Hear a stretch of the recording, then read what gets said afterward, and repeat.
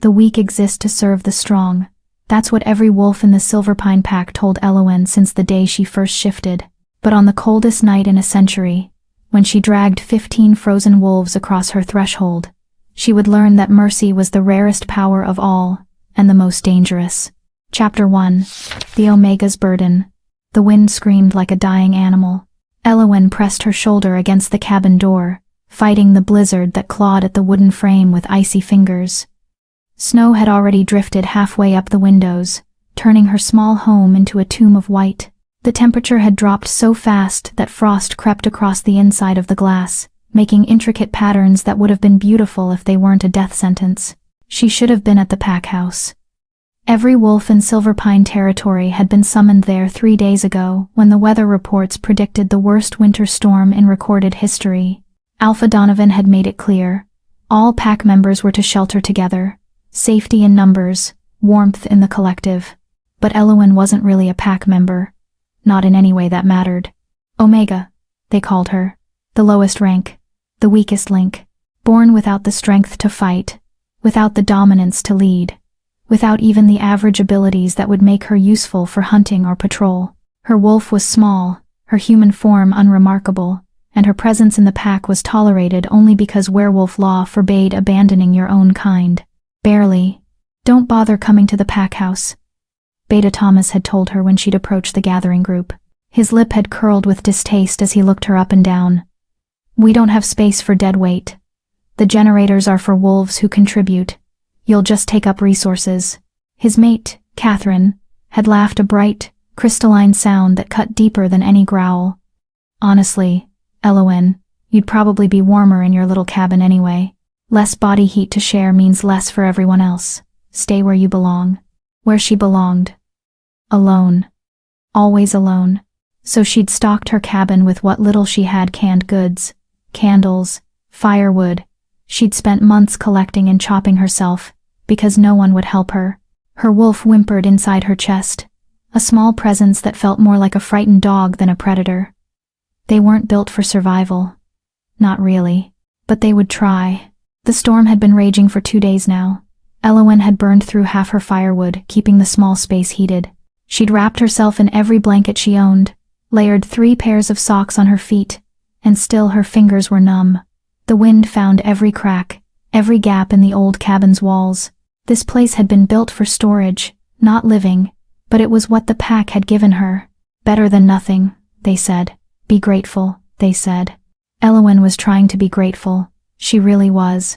She stirred the thin soup on her wood stove, mostly hot water, with a few vegetables and a precious handful of rice.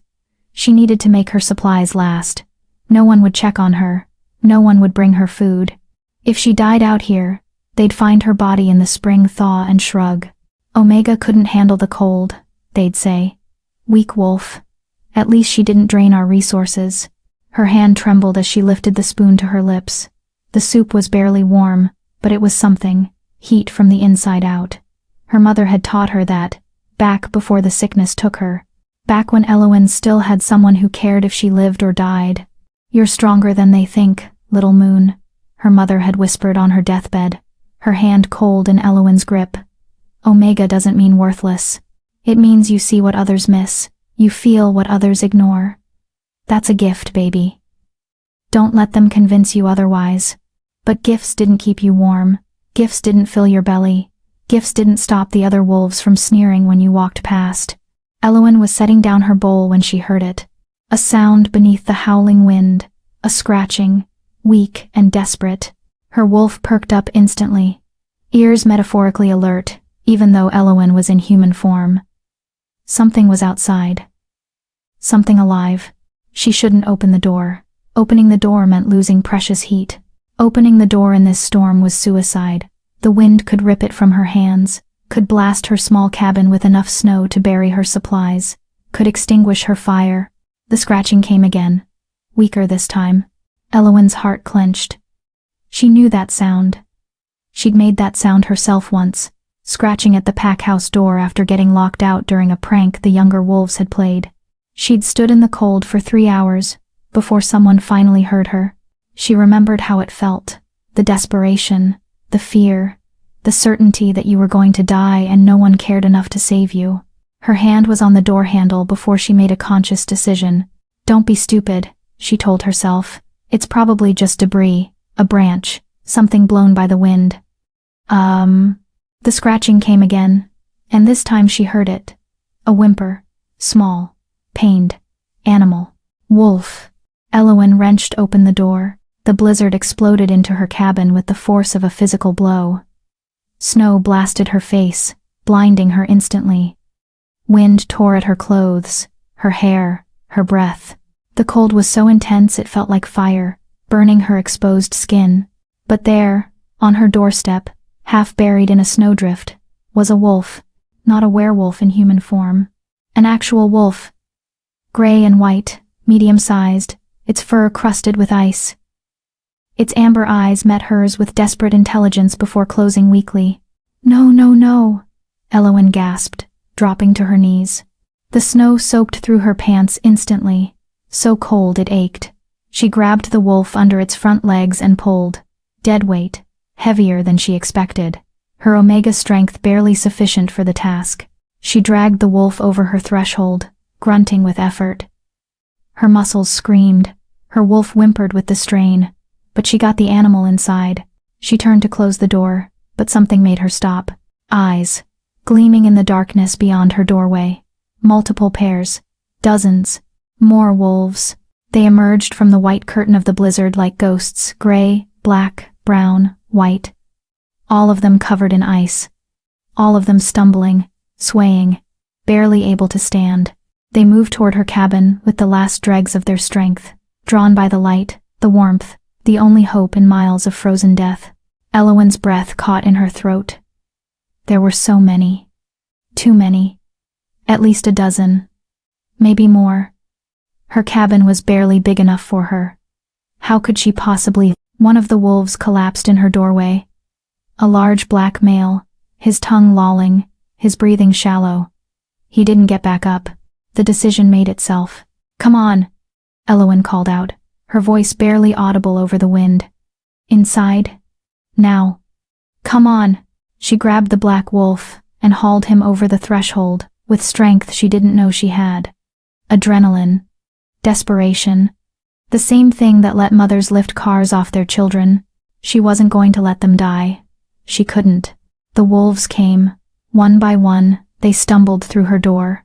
She counted them as they entered, her heart pounding. 3, 5, 8, 11. They collapsed on her floor, on her bed, against her walls. Great heaps of frozen fur and ice. Some were smaller, some were massive. One brown male was easily twice her size, his paws as big as her hands. 14, 15 wolves packed into a cabin meant for one person. Elowen slammed the door shut and threw her weight against it, forcing it closed against the wind. The latch clicked, the howling became muffled, and suddenly her cabin was filled with the sound of labored breathing, of whimpers, of animals too cold to even shiver anymore. Okay, she whispered, looking around at the disaster she'd just invited in. Okay, think. Her fire was dying from the door being open. She rushed to it, throwing on more wood with shaking hands.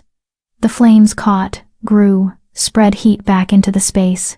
But 15 wolves, how was she supposed to warm 15 wolves? Body heat. That was the answer. Pile them together. Let them share warmth. Elowen began moving the wolves, dragging the smaller ones toward the fire, pushing the larger ones into a cluster. They were so cold they barely reacted. Some of them watched her with glazed eyes. Others had their eyes closed entirely. One small gray female wasn't breathing right short, gasping breaths that made Elowen's chest tighten with fear. She worked for what felt like hours, but was probably only 20 minutes. She arranged the wolves in a semicircle around her fire, layered them on top of each other like puzzle pieces, threw every blanket she owned over the pile. She heated water on her stove and dribbled it into their mouths when they'd open them. Most were too weak to drink, but a few managed a few laps. The large black male she'd dragged in first was the worst. His breathing was so shallow she had to put her hand on his chest to make sure his heart was still beating. His fur was frozen solid in places. Ice crystals embedded so deep she couldn't brush them out. "Stay with me," she whispered, rubbing his chest, his legs, trying to restore circulation. "Come on, big guy. Don't you dare die in my house. I didn't drag you in here just to watch you go." His eyes cracked open. Gold. Pure, metallic gold. The most unusual eye color she'd ever seen on a wolf. They focused on her face with an intensity that made her breath catch. Then they closed again. Elowen kept working. She had no idea if she was doing the right thing. She'd never taken care of animals before. The pack had never let her near the kennels. Said she'd probably hurt the hunting dogs with her incompetence. But these wolves needed her. For the first time in her life, something needed her, and she would be damned if she let them down. She fed the fire until her woodpile was half gone. She boiled snow for drinking water. She checked each wolf individually, rubbing their paws, their ears, looking for frostbite. Several had it blackened paw pads, frozen ear tips. She did what she could, warming the areas gently, praying she wasn't making it worse. The gray female with the labored breathing finally evened out, her chest rising and falling steadily. The brown giant started shivering, which was actually a good sign. Elowen remembered. Shivering meant the body was trying to warm itself, meant there was still fight left. One by one, the wolves began to stabilize. As dawn broke, though you couldn't tell through the blizzard, Elowen finally allowed herself to sit. She collapsed against the wall near the fire, her own body shaking with exhaustion. She hadn't slept in over 24 hours. Her clothes were soaked with melted snow. Her hands were raw and aching. Her food supplies were going to run out days faster with this many mouths to feed, and she didn't care, because they were alive, all 15 of them, breathing, warming, surviving. She'd done that. Weak, worthless, Omega Elowen had saved 15 lives. The black wolf with the gold eyes opened them again, and this time he kept them open. He stared at her for a long moment, something ancient and powerful swirling in those unusual irises. Something that made her wolf sit up and take notice, made the hair on the back of her neck stand up. Then he closed his eyes and went back to sleep. Elowen smiled despite her exhaustion. "You're welcome," she whispered. She had no idea that the Omega had just saved the most powerful alpha in 5 kingdoms. She had no idea that her mercy would change everything. She had no idea that the storm outside was nothing compared to the one she'd just invited into her life. Chapter 2. The Alpha's Secret. The wolves began to stir as true morning arrived, or what passed for morning in the heart of the blizzard. The storm showed no signs of weakening. If anything, the wind had grown more vicious, battering Elowen's cabin with such force that the walls groaned in protest. She'd managed maybe an hour of sleep, dozing upright against the wall before her body's alarm system kicked in, reminding her that she had responsibilities now. 15 furry responsibilities that needed care. Elowen pushed herself to her feet, wincing as her muscles screamed. Everything hurt. Her shoulders ached from dragging wolves. Her hands were blistered from feeding the fire. Her head pounded from lack of proper sleep and food. She'd given her last decent meal to the wolves in the form of warm broth, dribbling it into their mouths throughout the night. But they were alive. That made it worth it. The small gray female was the first to fully wake. She lifted her head, ears swiveling, taking in her surroundings with obvious confusion. Her eyes, a soft brown, landed on Elowen, and for a moment, they just stared at each other. Then the wolf's tail thumped once against the floor.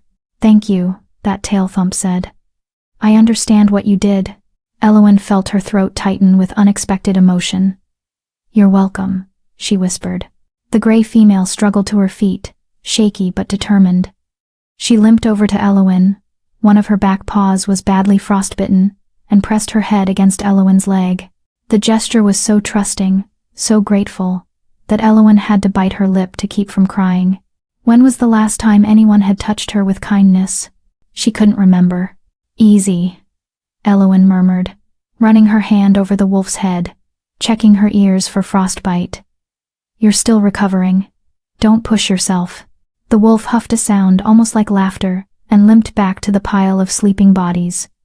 She settled herself against a large brown male, tucking her nose under her tail. One by one, the others began to wake. Some immediately went back to sleep, still exhausted from their ordeal. Others raised their heads, assessing, watching Elowen with varying degrees of wariness and curiosity. A few struggled to their feet, testing their legs, their strength. None of them tried to leave. Whether because of the storm still raging outside or something else. They seemed content to stay in her warm cabin, packed together like sardines. Elowen did a head count to make sure everyone was accounted for. 15. Still 15. All breathing. All alive. The black wolf with the gold eyes hadn't moved. He lay in the same position she'd left him in, his massive body still, his breathing deep and even. But something about him drew her attention. Maybe it was his size. He was the largest of the group, easily over 150 pounds of muscle and fur. Maybe it was those unusual eyes she'd glimpsed twice now. Or maybe it was the way the other wolves gave him space. Even in sleep, even piled together for warmth, there was a subtle circle of deference around him. The other wolves didn't quite touch him unless they had to. Elowen approached slowly, not wanting to startle him. Up close, she could see details she'd missed in her frantic rescue efforts. His fur wasn't just black, it had threads of silver running through it, like starlight woven into midnight. His paws were enormous, his claws thick and sharp even in their current frozen state. There was a scar across his muzzle, old and faded. The mark of a fight survived. This was not a wolf used to losing. She reached out hesitantly, placing her hand on his chest to check his heartbeat. Strong, steady, slow like a drum in the deep. His eyes snapped open. Gold. Pure metallic gold, even more striking in the gray morning light. They fixed on her face with an intensity that made her freeze, made her wolf drop into an instinctive submissive posture inside her chest. This was not just a wolf. This was an apex predator, a king among beasts. And she'd just touched him without permission. "I'm sorry," Elowen breathed, starting to pull her hand back. "I was just checking." He moved faster than anything that size should be able to move. His head came up, his teeth flashing, and for one heart-stopping moment, Elowen thought he was going to bite her. Instead, he pressed his cold nose against her palm. The gesture was so gentle, so deliberately non-threatening, that Elowen's fear evaporated. He held her gaze as he did it. Those gold eyes boring into hers with something that felt almost like communication. "I know what you did. I see you. I won't hurt you." Then he laid his head back down and closed his eyes, dismissing her. Elowen let out a shaky breath. Her hand was trembling when she pulled it back. What was that? What was he? Just a wolf, she told herself firmly. A very big, very intimidating wolf, but just a wolf. Her inner Omega didn't believe that for a second. The day passed in a strange domestic rhythm. Elowen melted snow for water, a constant task, since 15 wolves drank an enormous amount. She rationed out her food supplies, doing mental math that made her stomach clench. At this rate, she had maybe 3 days of food left. 4, if she stopped eating entirely and gave everything to the wolves. She'd worry about that later. Right now, they needed her. The wolves seemed content to rest, conserve energy, let their bodies recover from near death. A few of them ventured to the door when nature called, and Elowen learned to time the openings perfectly. Door open just long enough for a wolf to slip out and back in, minimizing heat loss. The storm made even that dangerous. More than one wolf returned with fresh snow crusted to their fur, shivering all over again. The brown giant she'd noticed last night finally woke fully around midday. He struggled to his feet with a groan that sounded remarkably human, shook himself, sending water droplets flying, and fixed Elowen with pale blue eyes that held surprising intelligence. He padded over to her, movements still stiff, and did something that shocked her. He bowed, actually bowed, lowering his front legs and dipping his massive head in a gesture of unmistakable respect. "Oh," Elowen breathed. "No, you don't need to." He huffed and head-butted her leg gently, then returned to the pile of wolves. But before he settled, he positioned himself between her and the door, guarding, protecting. Elowen felt her eyes burn with tears she refused to shed. These wolves, these wild animals, were showing her more respect and gratitude than her own pack had in 23 years. By late afternoon, the cabin had settled into an almost comfortable warmth. 15 wolves generated a lot of body heat when clustered together. Elowen had stopped feeding the fire as aggressively, letting it burn lower to conserve her dwindling wood supply. She was checking the frostbite on a young tangent-colored wolf's ears when she felt it. A shift in the air. A change in pressure. Like the moment before lightning strikes, every wolf in the cabin raised their heads simultaneously, ears perked, attention fixed on the black wolf with gold eyes. He was waking up. Really waking up this time. He rose to his feet in one fluid motion, no stiffness, no hesitation. The picture of predatory grace. And as he stood to his full height, Elowen realized she'd underestimated his size. He wasn't just large, he was massive. His shoulder came up to her waist. His head would reach her chest if he stood on his hind legs. And every single wolf in the cabin dropped into a submissive posture, heads down, ears back, tails tucked. Even the brown giant who'd bowed to her earlier was practically pressing his belly to the floor. Elowen's breath caught. Oh no. This wasn't just a wolf. This was an alpha. A real alpha. The kind that commanded instant obedience, whose dominance was so powerful it radiated like heat from a forge. And she'd dragged him into her cabin like a sack of potatoes. The black wolf, the alpha, turned those gold eyes on her. He stared for a long moment, his gaze roving over her face, her body, the cabin around them, the other wolves. Assessing, calculating, understanding. Then he walked toward her. Elowen's wolf screamed at her to submit, to lower her eyes, to show her belly, to acknowledge his superiority. Every instinct bred into her over millennia of wolf hierarchy demanded she prostrate herself before this creature. But she'd saved his life.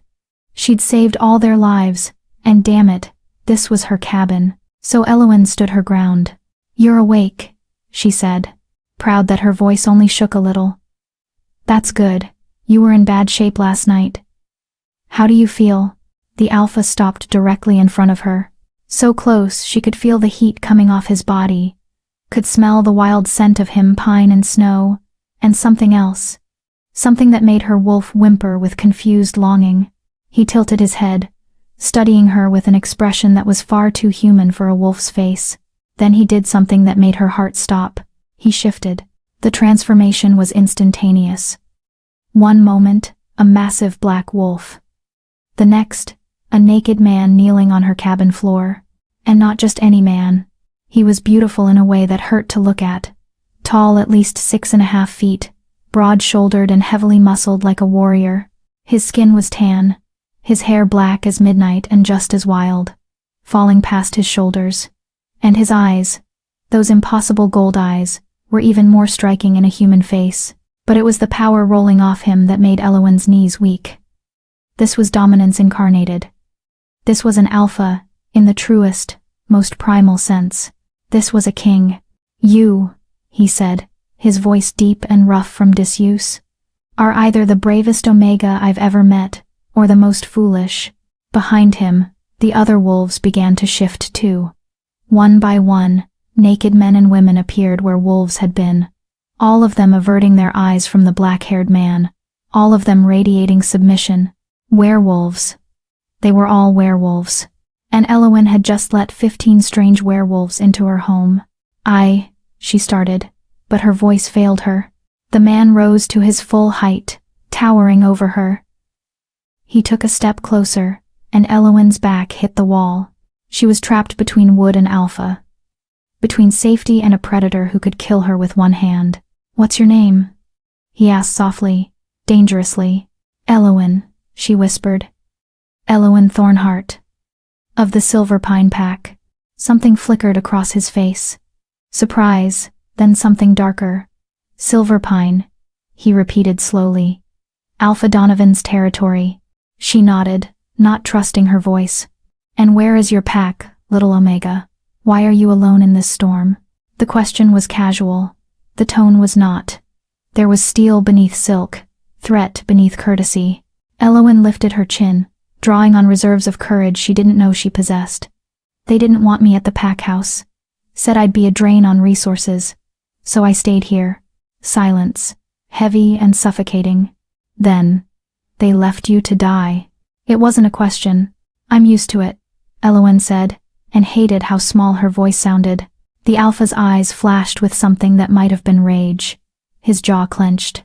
The other werewolves in the cabin shifted nervously, feeling their leader's anger like a physical force. "You saved us," he said finally. 15 werewolves at great risk to yourself. You shared your food, your fire, your shelter. You asked for nothing in return. You needed help, Elowen said simply. I couldn't let you die. Even knowing what we were? Even knowing the danger? I didn't know what you were until 30 seconds ago, she admitted. I just knew you were freezing. The Alpha stared at her for a long moment. Then, impossibly, he smiled. It was small, barely a curve of his lips, but it transformed his face from terrifying to devastating. My name, he said, is Kael Stormborn, Alpha King of the Northern Territories, Lord of the 5 Kingdoms, Commander of the Royal Guard. Elowen's heart stopped. Alpha King. The Alpha King. The most powerful werewolf in the known world.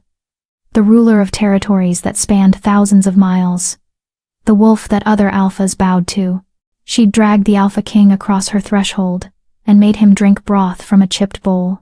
Oh, goddess, she breathed. Oh, goddess, I'm so sorry. I didn't know. I never would have. Never would have what? Kael interrupted gently. Saved my life? Saved the lives of my royal guard? He gestured to the other werewolves, who were watching the exchange with expressions ranging from awe to amusement, because that's what you did. Elowen Thornheart, you saved the king and his most trusted warriors, without hesitation, without expectation of reward.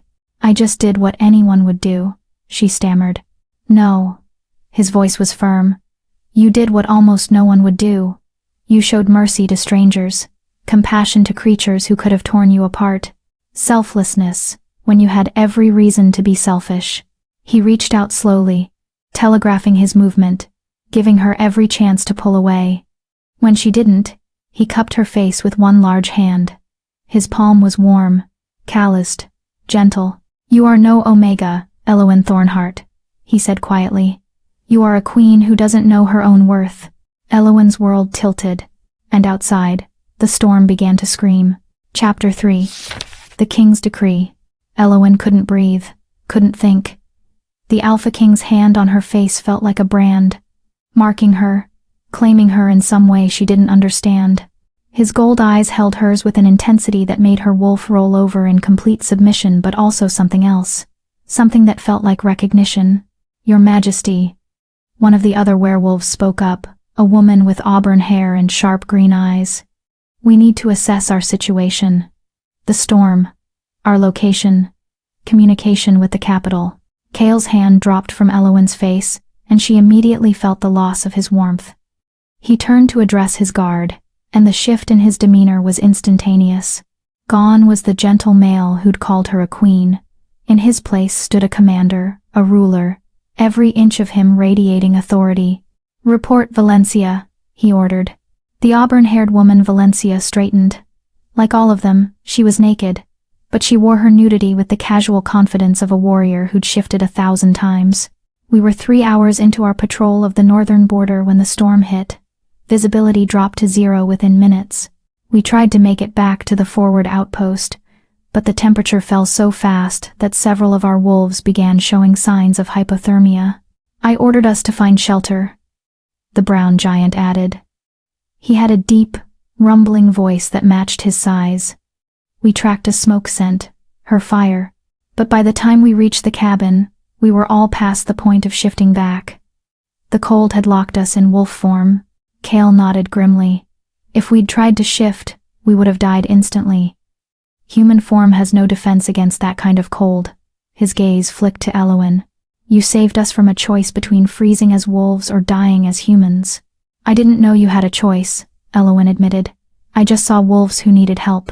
Which brings us to our current predicament, Valencia said, her tone all business.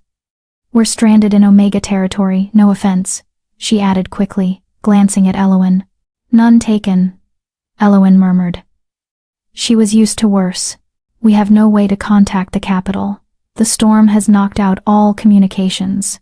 No one knows where we are, And once the storm clears, we'll be at least 2 days' travel from the nearest royal outpost. Valencia crossed her arms. And we're completely dependent on the hospitality of a lone Omega who has every reason to hate alphas.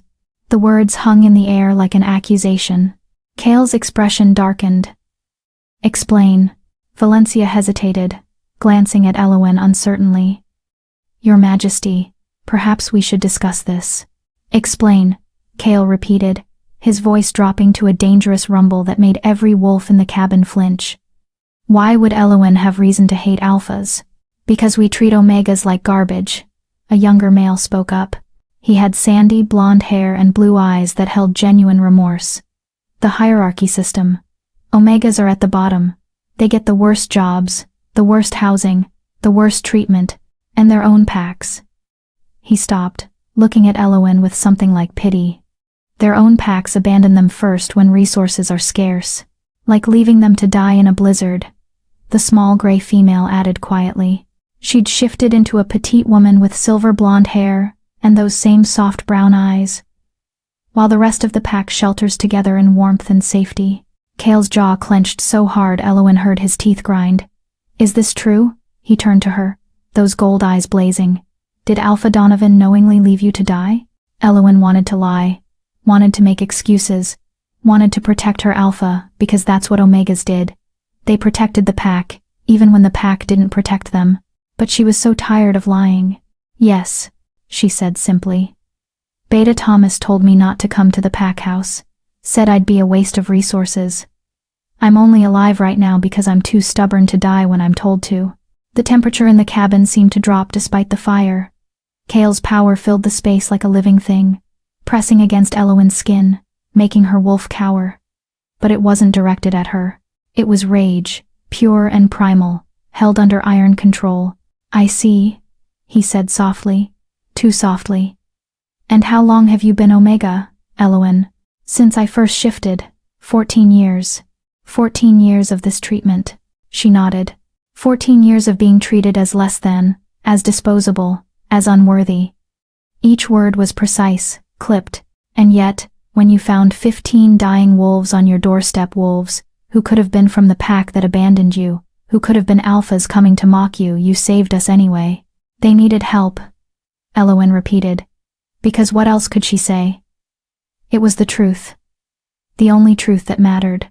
Kale stared at her for a long moment, then he turned to his guard. Clothes.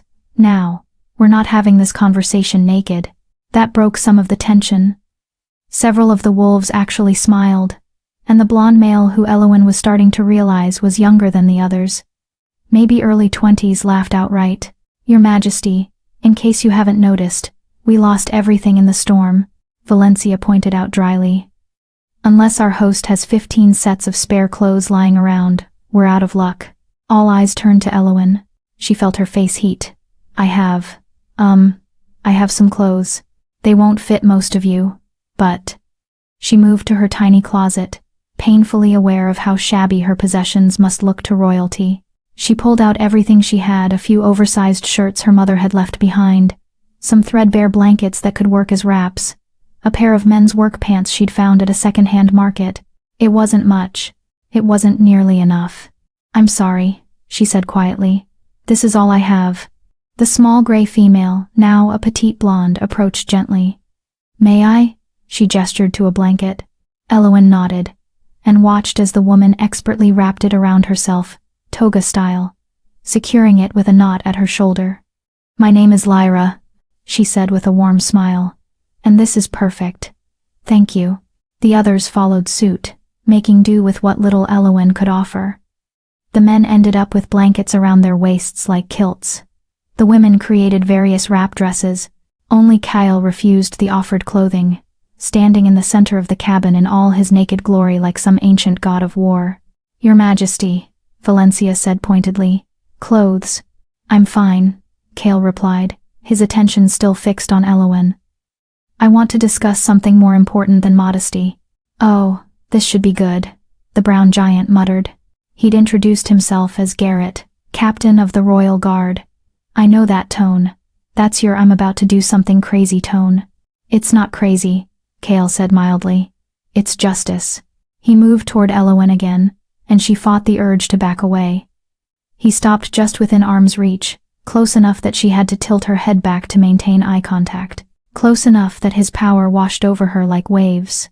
"Elowen Thornheart," he said formally, "you saved my life.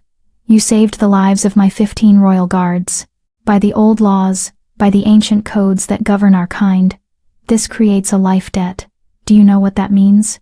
She shook her head, not trusting her voice. "It means I owe you a boon, anything within my power to grant. Wealth, land, title, protection, name it, and it's yours." Elowen's mind went blank. Anything at all? She could ask for money, enough to leave Silverpine, to start over somewhere far away where no one knew she was Omega. She could ask for a home, a real home with strong walls and a proper bed. She could ask for, "I don't want anything," she heard herself say. Kale's eyebrows rose. "Nothing? You don't owe me anything. I just did what was right." "Which is precisely why you deserve to be rewarded," he countered.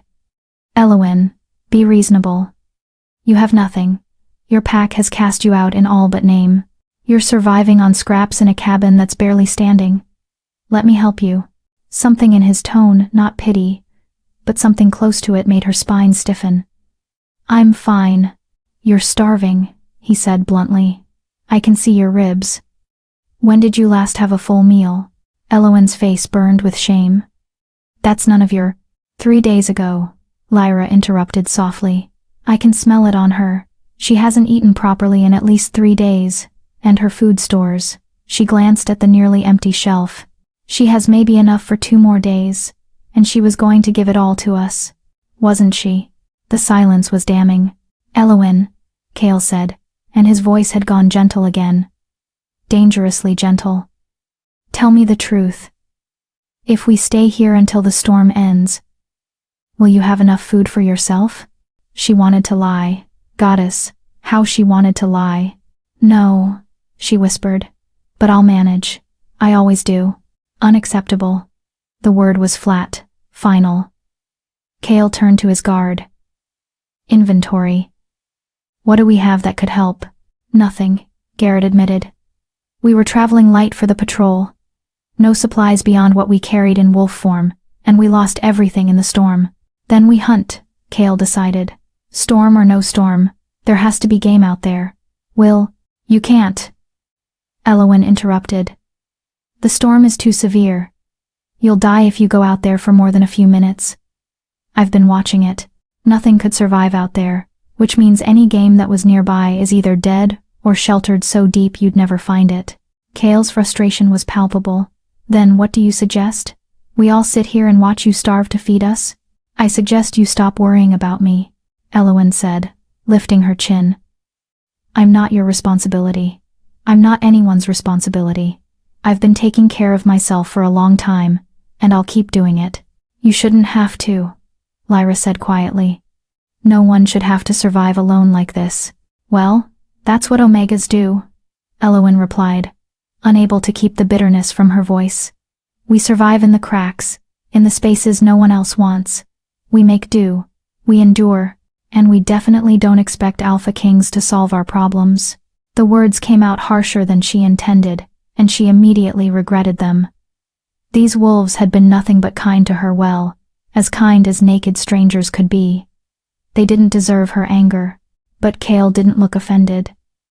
"If anything," he looked thoughtful. "You're right," he said finally. "You've been surviving alone, enduring abuse that should never have been tolerated, treated as lesser by wolves who should have protected you." He paused. "But that ends now." "What?" "You saved the Alpha King's life," Kale said, his voice taking on a formal quality that made everyone in the cabin stand straighter. "By ancient law, that grants you the right to petition me for justice. So I'm asking you formally, Elowen Thornheart, do you wish to bring charges against Alpha Donovan and the Silverpine Pack for abandonment and abuse of a pack member?" Elowen's heart stopped. "I what? No, I can't. That's not—" "You can," Kale interrupted. "And I'm telling you that you should. Because what they did to you is not just cruel, it's illegal. Pack law requires alphas to care for all members, including Omegas. especially Omegas. Abandoning you to die in a storm is grounds for removal from power. He'll kill me, Elowen whispered. If I bring charges, if he finds out I survived and told you what happened, he'll kill me. No, Kale said, and there was something absolutely lethal in his voice. He won't, because you're under my protection now. Any wolf who touches you will answer to me. And I promise you, little Omega, they will not enjoy that conversation. Elowen looked around the cabin at the 15 royal guards, all of whom were nodding in agreement. These were the most powerful wolves in the kingdom, and they were on her side. It was terrifying. It was overwhelming. It was everything she'd never dared to hope for. I need to think, she managed. This is all too much. Too fast. I can't. A massive crack split the air, loud as thunder. Everyone froze. The roof, Garrett said grimly. The weight of the snow. It's going to collapse. And as if his words had summoned it, the ceiling began to groan. Don't forget to subscribe. Chapter 4. Shelter in the storm. The cabin exploded into motion. Everyone out! Kale roared, his command voice brooking no argument. Now! But Elowen stood frozen, staring up at the ceiling as it bowed inward, snow pressing down with thousands of pounds of crushing weight. Her home. Her only shelter. Everything she owned was in this cabin, her mother's few belongings, her sparse supplies, the memories of every cold night she'd survived alone. Elowen! Strong hands grabbed her waist, lifting her bodily off the floor. Kale. He had her pressed against his chest, moving toward the door even as another crack split the air. Move, damn it! The world became chaos. Wolves scrambled for the exit, grabbing what supplies they could. Valencia snatched up Elowen's blankets. Lyra grabbed the food stores. Garrett was literally holding the doorframe, his massive body braced against it to keep it open as wolves poured through. The ceiling groaned again, a sound like a dying beast. Kale hit the doorway at a run, Elowen still clutched in his arms. The blizzard outside was a wall of white death, wind so strong it nearly knocked them backwards. The cold hit like a physical blow, stealing breath, burning exposed skin. The trees! Valencia shouted over the wind, pointing toward a line of forest barely visible through the snow. We need cover. They ran. 15 werewolves and 1 Omega, fleeing into a storm that wanted them dead. Elowen buried her face against Kale's chest, her thin shirt no protection against the cold. His body heat was the only thing keeping her from freezing instantly, his arms like steel bands around her. Behind them, the cabin collapsed with a sound like the world ending. Elowen felt the vibration through Kale's chest, heard the crash of wood, and stone, and snow. 14 years of her life, gone in an instant. The only place she'd ever called home, destroyed. Don't look back, Kale commanded, his voice rough against her ear. Keep moving. We're not dying today. The forest rose up before them like salvation, massive pines with branches heavy with snow, creating pockets of relative shelter beneath their boughs. The guard didn't hesitate, diving into the tree line, seeking any protection from the lethal wind. Garrett found it first. Here, a hollow. They converged on his position, a depression in the ground where several fallen trees had created a natural shelter, their trunks forming walls and their branches overhead providing a crude roof. It wasn't much. It was barely anything. But it was better than the open storm. The wolves piled in, pressing together for warmth. Kale set Elowen down carefully in the center of the hollow, immediately positioning himself between her and the worst of the wind. The others formed a circle around them, creating a living windbreak with their bodies. Everyone accounted for? Kale demanded, doing a quick head count. All present, Valencia confirmed, though her lips were already turning blue. But we won't last long like this. The cold. We shift, Garrett interrupted. Fur is better insulation than human skin. We shift and pile up like we did in the cabin. The Omega can't shift with us, Lyra pointed out, her teeth chattering. She'll be crushed in the middle, and she needs the warmth most. She's not built for this cold. Then we shift around her, Kale decided. Create a den. She stays human in the center. We provide the heat and protection. Your Majesty, with respect? That's, Valencia started. Not a debate, Kale cut her off. His gold eyes swept the group, fierce and unyielding. "We survived because of her. We will not let her die because of us. Shift. Now." "That's an order." The transformation rippled through the group. One by one, humans became wolves again, massive, powerful creatures designed for survival in harsh climates. They arranged themselves with military precision, largest wolves on the outside facing the wind, smaller ones toward the center where Elowen huddled. Kale was the last to shift. He held her gaze for a long moment, something unreadable in those golden eyes. Then he changed, and the massive black wolf stood before her once more. He lay down directly against her, his body a wall of warmth. The other wolves closed in, forming layers of fur and heat around her. Lyra pressed against her left side. A large gray male she didn't know took her right. More wolves piled on top, creating a living cave of fur with Elowen at its heart. It should have been terrifying, should have been suffocating. 15 massive predators pinning her down, their weight enormous, their teeth inches from her skin. Instead, it was the safest Elowen had ever felt. The wolves' body heat began to accumulate in their makeshift den. Their breathing created a pocket of warm, moist air. The wind still howled outside. The cold still killed anything foolish enough to face it. But here in the center of the pack, Elowen was warm. She was alive. And she wasn't alone. Tears burned her eyes. She tried to hold them back, but exhaustion and fear and overwhelming gratitude broke through her defenses. She cried silently, her shoulders shaking, her face pressed into Kale's thick fur. The wolf made a low, rumbling sound, not a growl. Something gentler, comforting. His massive head turned, and he nuzzled her face with his muzzle, licking away her tears with a warm tongue. "I'm sorry," she whispered. "I'm sorry I lost your shelter. I'm sorry I couldn't keep you safe. I'm sorry." Kale huffed a sound of clear disagreement and nuzzled her again. Around them, the other wolves made similar sounds. Reassurance. Comfort. Pack noises. Elowen realized with a start. They were treating her like pack. "Rest," a voice said.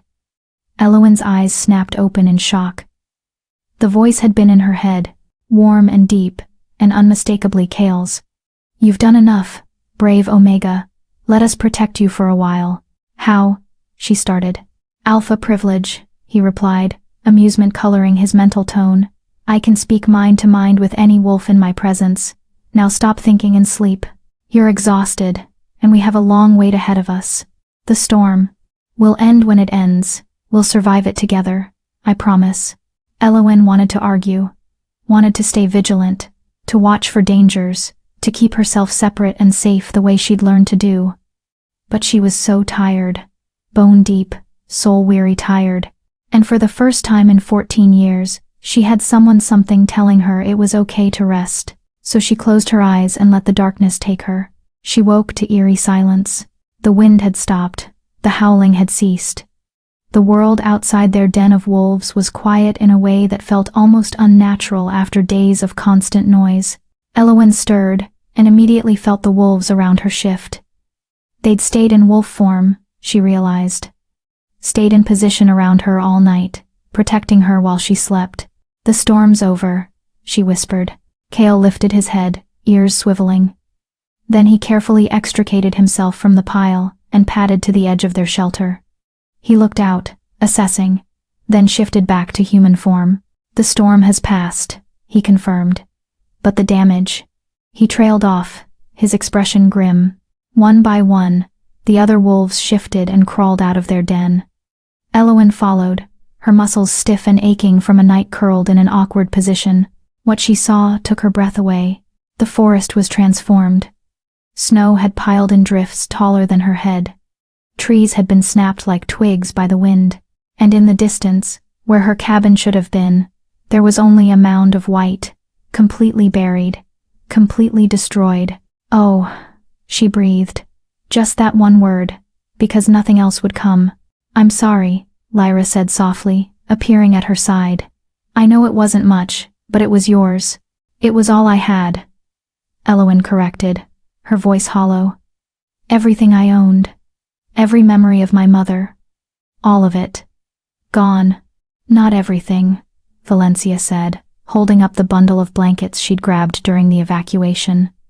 We saved what we could. It wasn't much. A few blankets, some canned goods, her mother's old shawl. Elowen took the shawl with trembling hands, pressing it to her face. It still smelled like her mother, lavender and honey and safety. She'd lost everything else. But she had this. It was something. What now? The young blonde male asked. He'd introduced himself as Finn during the night, speaking mind to mind the way Kale had. We're stranded in Omega territory with no supplies, no shelter, and no way to contact the capital. We walk, Kale said simply. The forward outpost is 2 days northeast. We can make it in wolf form in less time if the weather holds. And her? Garrett jerked his chin at Elowen. She can't keep pace with us in wolf form. And she certainly can't walk 2 days through snow this deep in human form.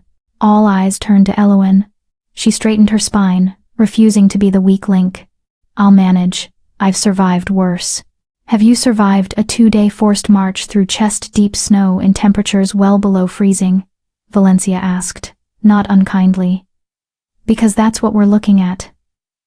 Then I'll stay here, Elowen said, lifting her chin.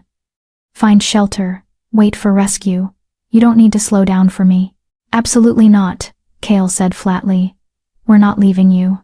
Your Majesty, be reasonable, Valencia argued. She'll slow us down.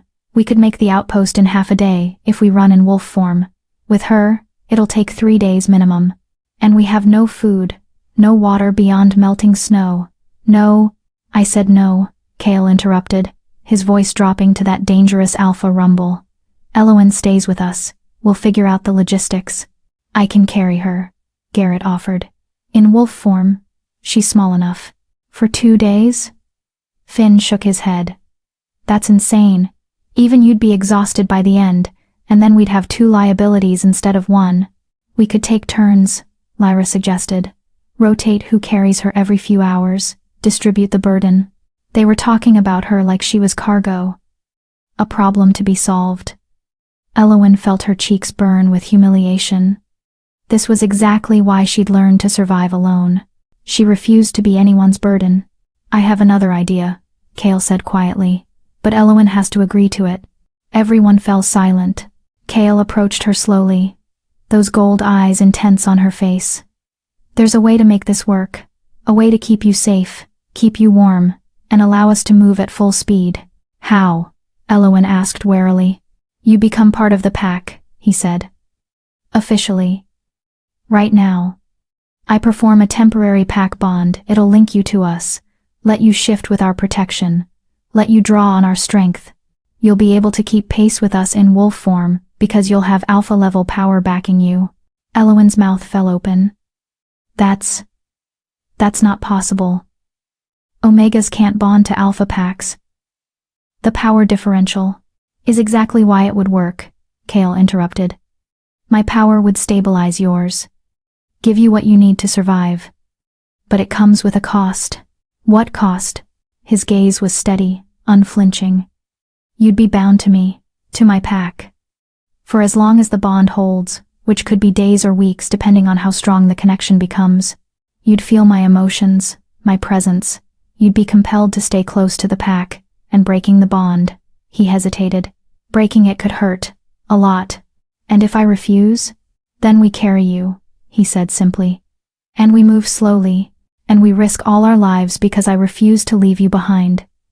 The choice is yours, Elowen. But I'm asking you to trust me. Trust us. Let us help you.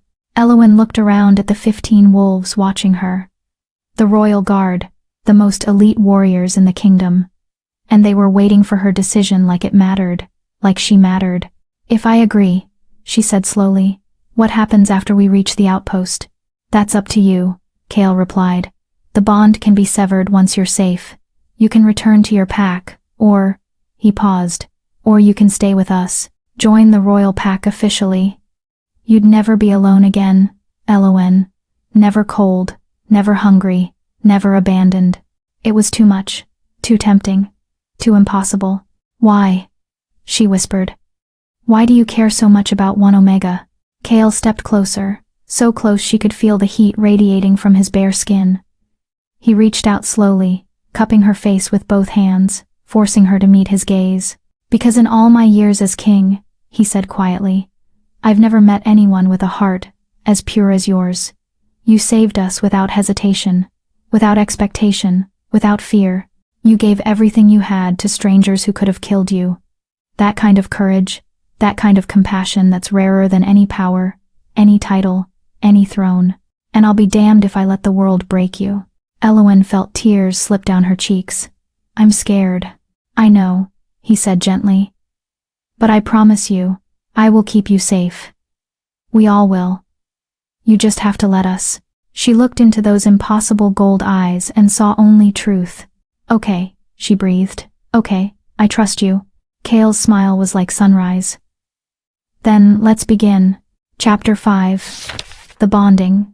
Kale released her face and stepped back, his expression shifting from gentle to ceremonial.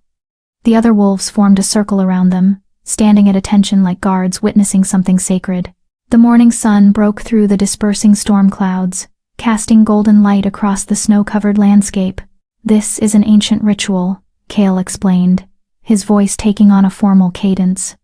"Older than the kingdoms, older than the hierarchies we've built. In the beginning, all wolves were equal alphas, betas, omegas. We survived together, or we died alone. This bond honors that truth." Elowen's heart hammered against her ribs. "What do I need to do?" "Give me your hands." She extended them, trembling slightly. Kale took them in his palms warm and rough. The contact sent a jolt through her system, not quite electric, but something deeper. "Recognition," her wolf whispered. "Destiny." "Elowen Thornheart," Kale began, his gold eyes locked on hers. "Do you willingly accept this bond? Do you offer your trust to this pack? Your strength to our cause? Your heart to our protection?" The words felt heavy with power, with meaning that went beyond their surface. This wasn't just about survival, this was about belonging, about choosing to be part of something greater than herself. "I do," she whispered.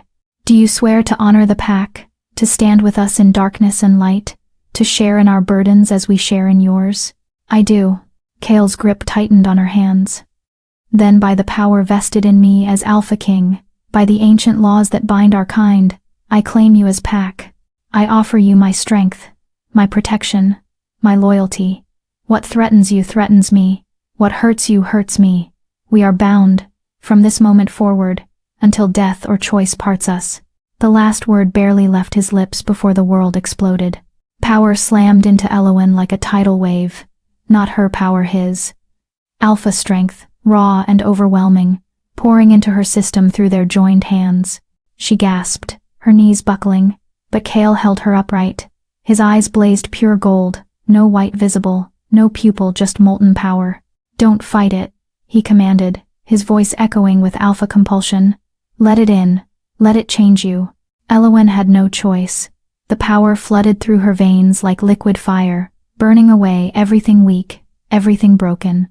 Her wolf, small and timid and cowering, suddenly roared to life, growing, strengthening, fed by alpha magic until she was no longer a frightened shadow but something magnificent. She felt the others too. 15 distinct presences blooming in her mind like stars. Valencia's sharp intelligence, Garrett's steady strength, Lyra's gentle warmth, Finn's playful energy. Each member of the royal guard became a point of light in her consciousness, connected by threads of pack bond. And at the center of it all was Kale, blazing like the sun. His presence in her mind was enormous, overwhelming, all-consuming. She felt his power, yes, but also his emotions, his fierce protectiveness, his unexpected tenderness, his absolute certainty that she was worth saving. It was too much, too intense. Elowen felt herself fracturing under the weight of it all. "Stay with me," Kale's voice, both out loud and in her mind. "You can handle this. You're stronger than you know." "I can't," she gasped. "You can. You already have. You survived 14 years alone. You saved 16 lives without hesitation. You faced down an Alpha King with courage. This power doesn't make you strong, Elowen. It just reveals what was always there." His words anchored her. gave her something to hold onto as the transformation completed. The fire in her veins began to cool, settling into a steady warmth. The presences in her mind shifted from overwhelming to comfortable, and her wolf goddess, her wolf, stood tall and proud for the first time in her life. Elowen opened eyes she didn't remember closing. Kale was smiling at her, his own eyes back to their normal gold. "Welcome to the pack, Elowen." She tried to respond, but her voice came out as a sob. The emotion was too much joy and relief and belonging all tangled together. She'd spent 14 years invisible, untouchable, alone, and now she had 16 wolves in her head, their warmth and acceptance washing over her like a benediction. "I know," Kale said softly, pulling her into an embrace. "I know, let it out." So she did. She cried against his bare chest while the Alpha King held her, while the royal guard surrounded them in a protective circle, while the sun rose higher and painted the snow with gold. She cried for every lonely night, every cruel word, every moment she'd believed she was worthless. And when she was done, when the tears finally stopped, she felt lighter, cleaner, reborn. "Better?" Lyra asked gently, appearing at her side with a blanket. Elowen nodded, accepting the covering. Now that the bonding was complete, she was acutely aware that Kale was still naked, that all of them were naked except for the makeshift wraps some had fashioned. Her face heated with embarrassment. Kale chuckled, the sound rumbling through his chest, and bizarrely echoing through the pack bond. "You'll get used to it.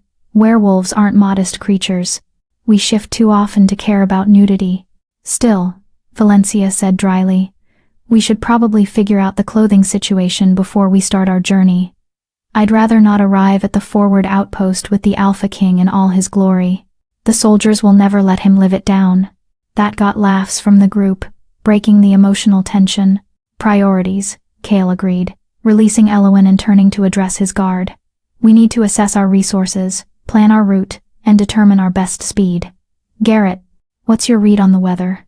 The big man tilted his head back, sniffing the air. "Cold but clear. No more storms on the horizon. At least not for the next few days. But the snow is deep 4 feet in some places, deeper in the drifts. Traveling in human form would be suicide." "Wolf form it is then," Kale decided. "Elowen, how do you feel? Can you shift?" She blinked, startled. She hadn't even thought about shifting. The transformation had always been painful for her, difficult, something she avoided unless absolutely necessary. But now, with the pack bond humming in her veins, "I think so," she said slowly. "It feels different. Easier." "Try it," Kale encouraged. "We'll be right here if something goes wrong." Elowen took a deep breath and reached for her wolf. Normally, this was like trying to grasp smoke. Her wolf was so small, so weak, that the shift required intense concentration and left her exhausted. Not anymore. Her wolf rose up like a tidal wave, powerful and eager. The shift happened in a heartbeat, bones rearranging, fur sprouting, senses sharpening. One moment she was human, the next she was standing on 4 legs, her perspective shifted closer to the ground. But this wasn't her old wolf. This wasn't the small, frightened creature that had barely qualified as a predator. This wolf was bigger, stronger. Her fur was the color of moonlight, silver white, with hints of pale gold. Her paws were larger, her legs more muscled. When she looked up at Kale, she saw shock in his golden eyes. "Goddess," Valencia breathed. "She's beautiful." Elowen looked down at herself, or tried to. All she could see was pale, gleaming fur. She felt different, powerful in a way she'd never experienced. The pack bond pulsed in her chest, feeding her strength, stabilizing her form. "How do you feel?" Kale asked through the mind link, and hearing his voice in her head while in wolf form felt natural. "Right. Strong," she replied, testing the mental connection. Her mind voice came out clear, steady. "I feel strong." "You are strong," he corrected. "You always were. Now you just have the power to match it." He shifted, the massive black wolf appearing in place of the man. "Let's see if you can keep up with us." It was a challenge, a playful one, judging by the warmth in his mental tone. The other wolves shifted as well, forming a pack of magnificent creatures, all of them larger and more powerful than any wild wolf had a right to be. Kale took off running. Elowen's instincts kicked in before her mind could catch up. She bolted after him, her legs eating up ground in powerful strides. Snow flew beneath her paws. The cold air burned in her lungs, but in a good way, an alive way. She dodged around trees, leaped over fallen logs, her new body responding to her commands with a grace she'd never possessed. Kale was fast, alpha fast, but she kept pace. The pack bond fed her strength, let her draw on his power to supplement her own. She felt the others running behind her, their presences warm in her mind. Valencia's competitive spirit, Garrett's steady endurance, Lyra's quiet joy. They ran for the pure pleasure of it, celebrating survival, celebrating the bond, celebrating life after coming so close to death. When they finally stopped, Elowen wasn't even winded. Her tongue lolled in a wolf's version of a grin. This was what it felt like to be part of a pack. This was what she'd been missing all these years. Not bad, little Omega. Garrett's voice rumbled through the link, his tone approving. Not bad at all. She's better than not bad, Finn corrected enthusiastically. Did you see her take that fallen tree? That jump would have challenged a beta, because she is better than not bad, Kale said, his mental voice warm with pride. She's pack now, my pack, and my pack doesn't do mediocre. The casual possessiveness in his tone sent an unexpected thrill through Elowen. My pack, she was his pack. After 14 years of belonging to no one, of being claimed by no one, she was his. All right, enough playing, Valencia cut in, ever the practical one. We need to move. The outpost isn't getting any closer while we stand here congratulating ourselves. She's right, Kale agreed. Formation positions. Garrett, you take point. Valencia, rear guard. Everyone else, standard patrol formation. Elowen stays in the center with me. If anything happens, you protect her first. Understood? A chorus of agreement echoed through the mind link.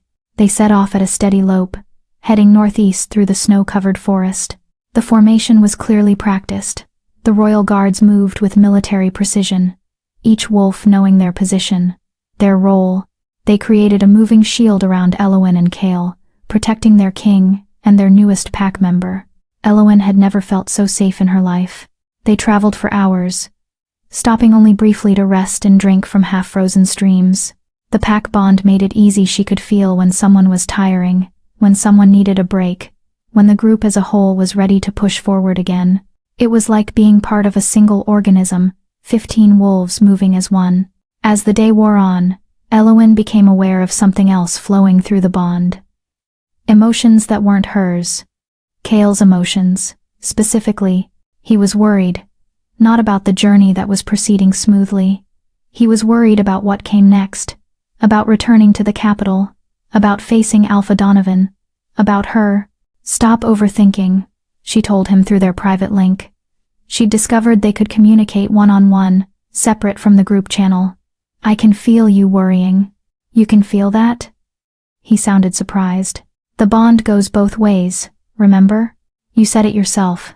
What hurts me hurts you. Apparently, what worries you worries me too. A pause. Then, I'm sorry. I'm not used to having someone in my head who can read me so clearly. What are you worried about? She pressed. Another pause, longer this time. They'd been running for what felt like hours, the sun beginning its descent toward the horizon. The outpost had to be close now. I'm worried about what happens when we get back to civilization, Kale finally admitted. When the other packs find out I've bonded an Omega from Silverpine, when Donovan realizes you're not dead, when the council questions my decision to grant you pack status. You're worried you made a mistake, Elowen interpreted, her heart sinking. No, the force of his denial echoed through the bond, making several of the other wolves glance their way. No, Elowen. Bonding you was the most right thing I've done in years. I'm worried about the politics, the fallout, the enemies who'll try to use this against us. Against you, she corrected. Against us, he repeated firmly. Your pack now, my pack, which means my enemies are your enemies. And I have a lot of enemies, Elowen. More than you know. Some of them won't hesitate to hurt you to get to me. The thought should have terrified her, should have made her want to run, to break the bond, to go back to being invisible and safe. Instead, she felt anger, hot and fierce. Let them try. Kale's surprise rippled through the bond. You're not afraid? Oh, I'm terrified, she admitted. But I'm also done being treated like I'm disposable. If your enemies want to come for me, they'll find out that this Omega has teeth now. His laughter echoed through her mind, warm and genuine. You really are something special, you know that? Before she could respond, Garrett's voice cut through the pack link. Outpost ahead. Half a mile. I can see the smoke from their fires. Everyone stay alert, Kale commanded, his demeanor shifting instantly from companion to king. We don't know who's stationed there or what they might have heard about our disappearance. Valencia, with me.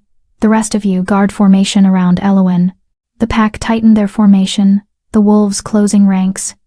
Elowen found herself surrounded by powerful bodies, protected on all sides. It should have felt suffocating. Instead, it felt like home. They crested a small rise, and the outpost came into view. It was larger than Elowen had expected, a wooden fortress built into the side of a mountain, with high walls and guard towers. Smoke rose from multiple chimneys. Wolves, both in human and animal form, patrolled the perimeter. This was a military installation, designed to house and protect a significant force, and they were about to walk right into it with no warning, no supplies, and a newly bonded Omega. This should be interesting. Valencia muttered through the link. Stay close to me, Kale told Elowen. No matter what happens, stay close. Trust the bond, trust the pack. We won't let anything happen to you. They descended toward the outpost together. Elowen's new life was about to begin. Chapter 6. The Forward Outpost. The guards spotted them before they reached the gates. Halt! Identify yourselves. A commanding voice rang out from the nearest tower. A man stood there, broad-shouldered, dark-skinned, with the bearing of a military officer. His hand rested on what looked like a crossbow, though Elowen suspected it was loaded with something more supernatural than regular bolts. Kale shifted mid-stride, his transformation so smooth it barely broke his pace. One moment, a massive black wolf. The next, a naked man striding through the snow like he owned the world. Which, Elowen supposed, he technically did. Commander Thorn, Kale called up, his voice carrying the weight of absolute authority. I suggest you lower that weapon before you accidentally shoot your king. The effect was instantaneous. The commander's face went from suspicious to shocked to horrified in the span of 3 seconds. Your Majesty? He whirled to someone behind him. Open the gates. Open the damn gates, now. The king is alive. The outpost exploded into motion. The massive wooden gates swung inward, soldiers pouring out to form an honor guard. Every one of them dropped to one knee as Kale approached, fists over their hearts in salute. Their shock was palpable, clearly. They'd given him up for dead in the storm. Rise, Kale commanded. We don't have time for ceremony. My guard needs shelter, food, and warm clothes. And someone get me a damn pair of pants. That broke the tension. Several soldiers actually laughed, and a young woman sprinted back toward the main building, presumably to fetch clothing. Commander Thorn descended from his tower, moving with military efficiency. He was older than Kale, mid-50s, perhaps with gray threading through his black hair and scars that spoke of decades of service. When he reached Kale, he didn't kneel again. Instead, he clasped forearms with his king, in what was clearly a gesture of deep respect and relief. We thought you were dead, Thorn said bluntly, his voice rough with emotion. The storm hit so fast, so hard. When you didn't return from patrol and we lost all communication. The capital has been in chaos for 3 days. They're preparing succession protocols. Kale's expression darkened. Succession protocols? Already? The council insisted. With no word from you or your guard, they assumed the worst. Thorn's gaze swept over the assembled wolves, still in animal form. I see you all survived. That's miraculous, honestly. How? We'll brief you inside, Kale said, after we're warm and clothed. But first. He turned, gesturing toward where Elowen stood in wolf form, still surrounded by her protective guard. "I need to introduce someone." Every eye in the outpost turned toward her. Elowen fought the urge to shrink back, to make herself small and invisible like she'd learned to do in Silverpine. But she wasn't in Silverpine anymore. She was Pack now. Kale's pack. She had 16 wolves at her back who would die for her. So she lifted her head and met their stares head-on. "Shift, Elowen," Kale said gently through their private link. "Let them see you. Show them the wolf who saved their king." She shifted, the transformation coming easily now. Human again, she stood in the snow wearing nothing but her mother's shawl which she clutched around herself desperately. Her long dark hair fell around her shoulders, and she could feel every soldier's gaze assessing her.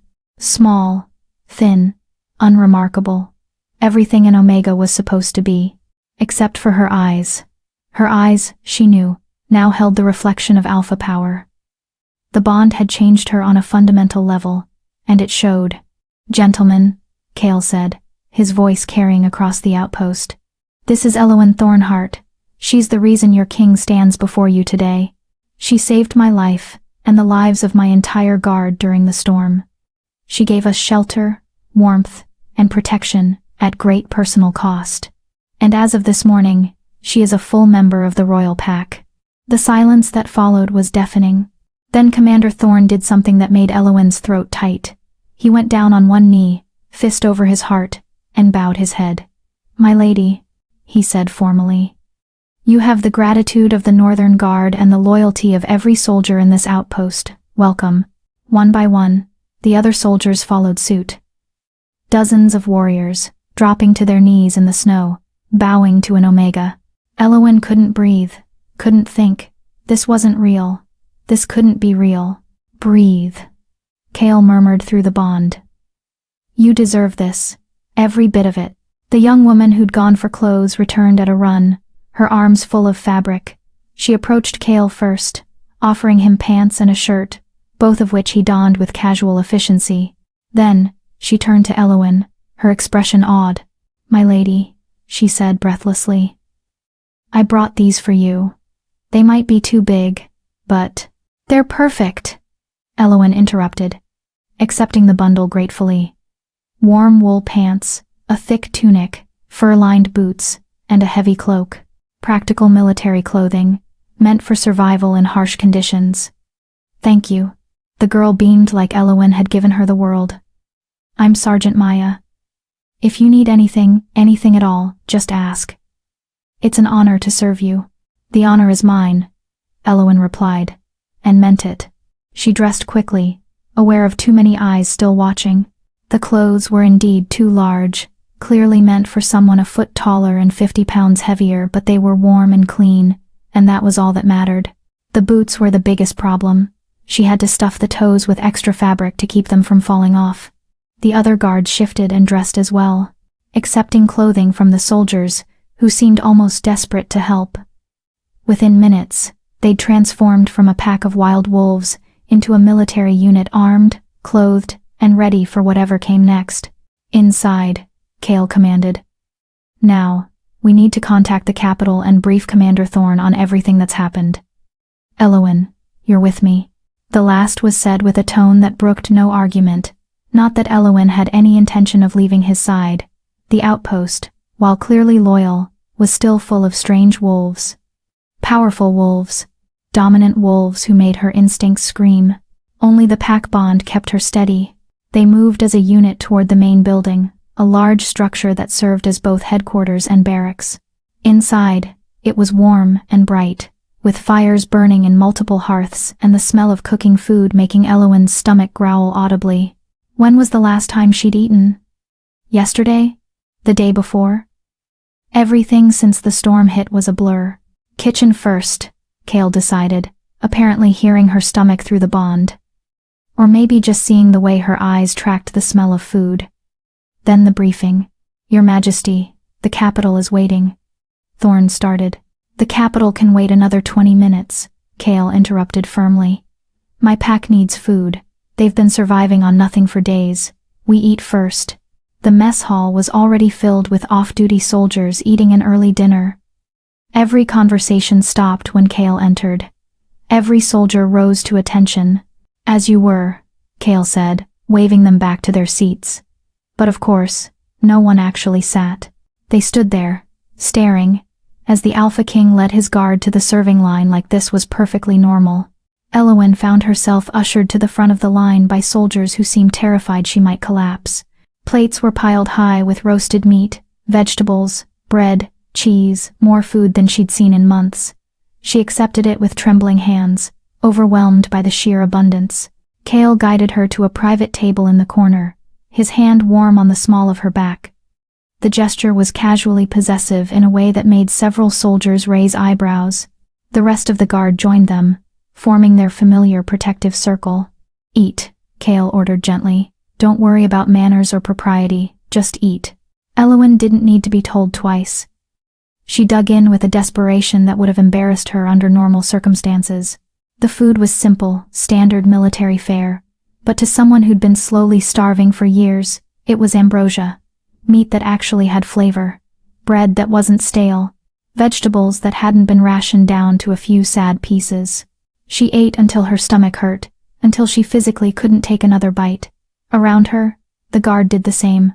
Even Kale, who probably could have maintained his kingly dignity, ate with single-minded focus.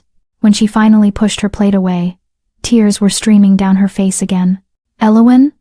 Lyra asked with concern. "What's wrong?" "Nothing," Elowen managed. "Everything. I forgot what it felt like. To be full, to not be hungry." She laughed, the sound halfway to a sob. "That's pathetic, isn't it?" "No," Kale said fiercely. "What's pathetic is a pack that let you starve. What's pathetic is an alpha who didn't protect his omega. What's pathetic is a system that treats wolves like you as disposable." His hand found hers under the table, squeezing gently. "You'll never be hungry again, Elowen. I promise you that. Pack takes care of pack. Pack takes care of pack." The others echoed in unison. Fresh tears fell. But these were different. These were relief. Gratitude. Hope. The meal continued with easy conversation, the guard sharing stories of their journey, the soldiers asking questions they were clearly dying to ask but had been too polite to voice. Elowen mostly listened, content to fade into the background, until someone asked the question she'd been dreading. "Begging your pardon, Your Majesty," a young soldier said hesitantly. "But how did you end up in the storm in the first place?" "The patrol was supposed to return before the weather turned." Kale's expression hardened. "We were delayed. By the time we realized how fast the storm was moving, it was too late. We tried to find shelter, but the cold was killing us faster than we could move.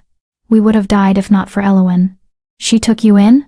Commander Thorne asked, his tone making it clear he'd already guessed there was more to the story. "She dragged us across her threshold one by one," Valencia said quietly. 15 dying wolves. She used her own supplies to warm us, fed us her own food, gave us her own shelter. And when the storm destroyed her cabin, she nearly died, because she was too busy making sure we survived first." Silence fell like a stone. "That cabin," Thorne said slowly. "Would that be the Omega dwelling on the edge of Silverpine territory?" "Yes," Elowen confirmed, her voice small. "The one that's barely standing?" "That the Silverpine pack was supposed to repair last summer but never did because they claimed it wasn't worth the resources?" Her face burned with shame. "That's the one." Thorne's expression was murderous. "And where was the rest of Silverpine pack during the storm? At the pack house? All warm and safe, while they left you to die in a structure they knew wasn't sound?" "It's not," Elowen started. "It's exactly what it sounds like." Kale interrupted, his voice arctic. "Alpha Donovan abandoned his Omega. Deliberately, with full knowledge that she would likely die. Which brings me to the real reason we need to contact the capital." He turned to Thorne. "I'm formally charging Alpha Donovan with violation of pack law, abandonment of a pack member, attempted negligent homicide. And I want the council convened immediately to strip him of his title." The mess hall erupted. Soldiers gasped, whispered, stared. An alpha being stripped of his title was rare. It required proof of serious crimes and a vote from the Council of Alphas. But if the Alpha King himself brought charges, Your Majesty, Thorn said carefully, that's a serious accusation. The council will demand proof. They'll have it, Kale promised darkly. Elowen is my proof. Her body tells the story of years of neglect and abuse. Her cabin, what's left of it, will show the conditions she was forced to live in. And I have 16 witnesses who will testify that she was left to die, while the rest of her pack sheltered in comfort and safety. The council won't like this, Valencia warned. Donovan has allies, powerful ones. They'll claim you're overstepping. That internal pack discipline is not the king's concern. Then they can challenge me, Kale said flatly.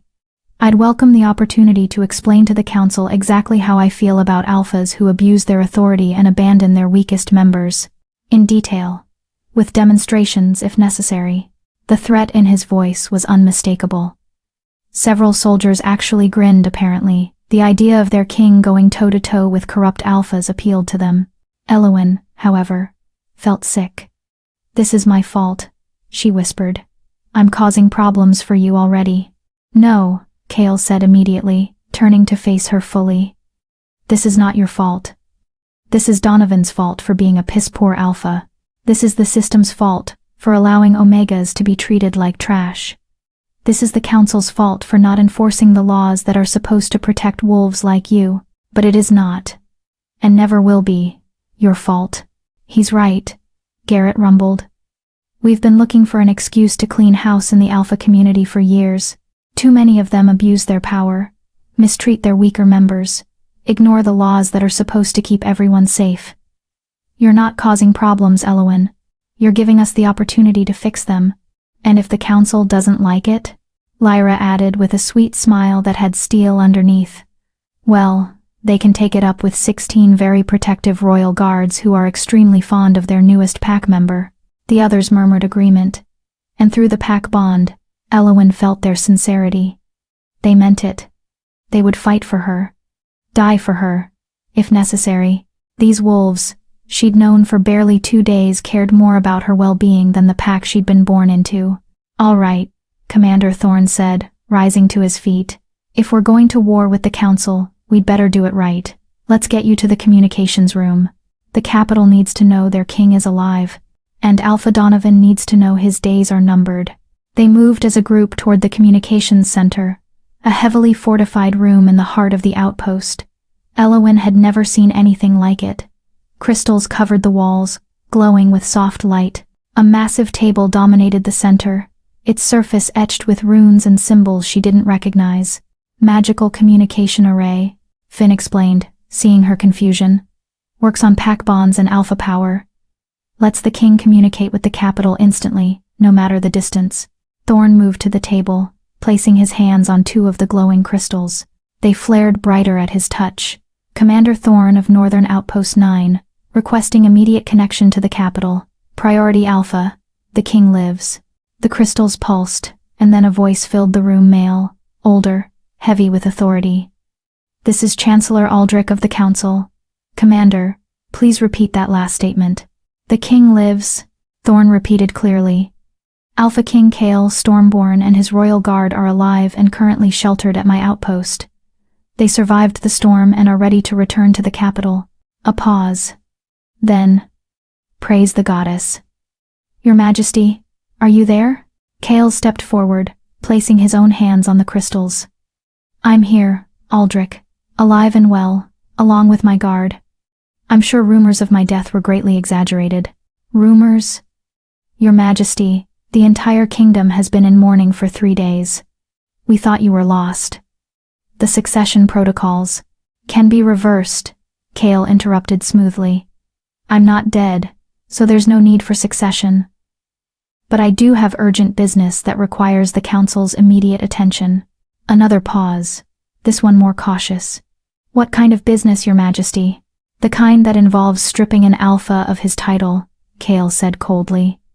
I'm formally charging Alpha Donovan of Silverpine with abandonment and abuse of a pack member.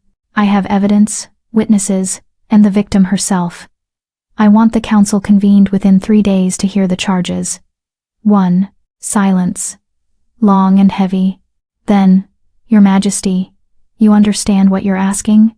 Stripping an alpha's title requires— I know exactly what it requires. Cale cut him off.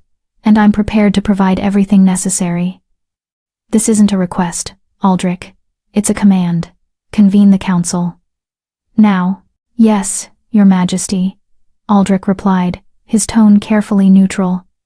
Will you be returning to the capital immediately? We'll leave at first light. We should arrive within 2 days if the weather holds. We'll prepare for your arrival. And— Your Majesty? It's good to have you back. It's good to be back, Cale agreed. Cale out. The crystals dimmed as the connection severed.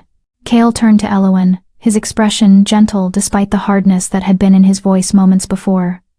Are you ready for this? Because once we reach the capital, there's no going back. You'll have to testify against Donovan. Face him in front of the council. Tell them everything he did to you. Elowen's hands were shaking. She clenched them into fists, refusing to show weakness. I'm terrified, she admitted. But yes, I'm ready. Because if I don't do this, he'll just do it to the next Omega. And the next. And the next. Someone has to stop him. Cale's smile was fierce with pride. That's my girl. My girl. The words sent warmth flooding through her chest. She was his. His pack. His to protect. His to care for. And maybe, just maybe, his to love. Chapter 7. The Journey to Reckoning. They left at dawn, just as Cale had promised. The outpost had transformed overnight into a flurry of activity. Soldiers prepared supplies for the king's journey. Food, water, clothing, weapons, everything the royal party might need for a 2-day trek through winter wilderness.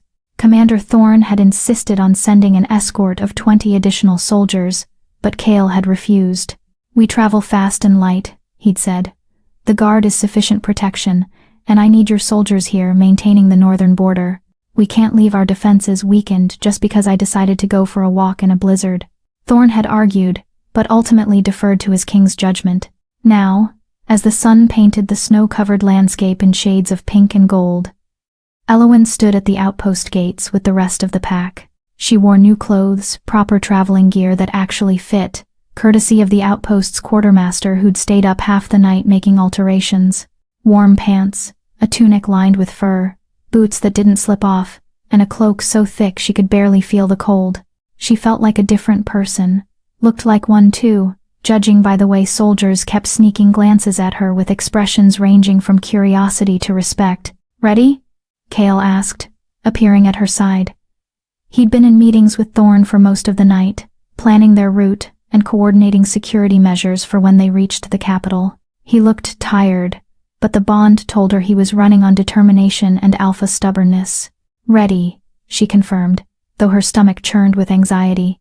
They shifted as a group, the transformation now as natural as breathing for Elowen. Her silver-white wolf emerged smoothly, powerful muscles coiling beneath her fur.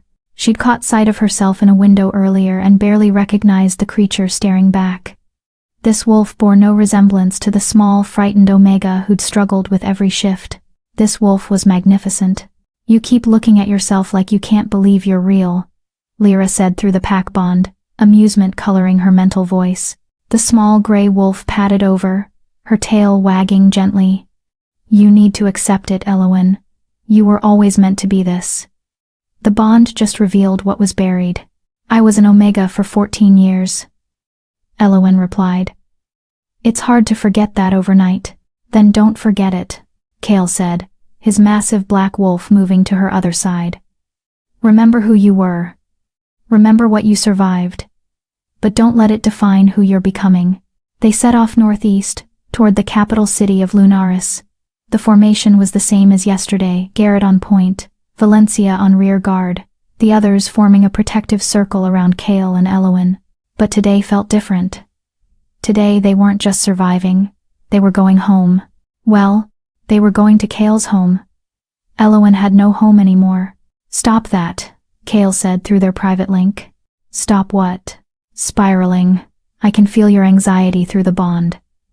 You're thinking about what comes next, about the trial, about facing Donovan. Shouldn't I be thinking about those things? She countered. Not yet. Right now, Just run. Feel the sun on your fur, the snow under your paws, the pack at your side. Everything else can wait. He was right, of course. Worrying wouldn't change anything. So Elowen forced herself to focus on the moment, the rhythm of running, the crisp winter air, the companionable presence of wolves who'd become family in an impossibly short time. They traveled for hours, stopping only briefly to drink from streams and rest. The landscape gradually changed as they moved south and east. The deep wilderness of the northern territories gave way to more settled lands, farms, villages, signs of civilization. They gave these places wide berth, avoiding contact with anyone who might slow them down or spread word of the king's survival before he was ready. Around midday, they stopped for a longer rest in a protected grove. The wolves shifted back to human form, grateful for the chance to eat something more substantial than melted snow. The outpost had packed dried meat, hard cheese, and travel-bred simple fare. But welcome after a morning of hard running.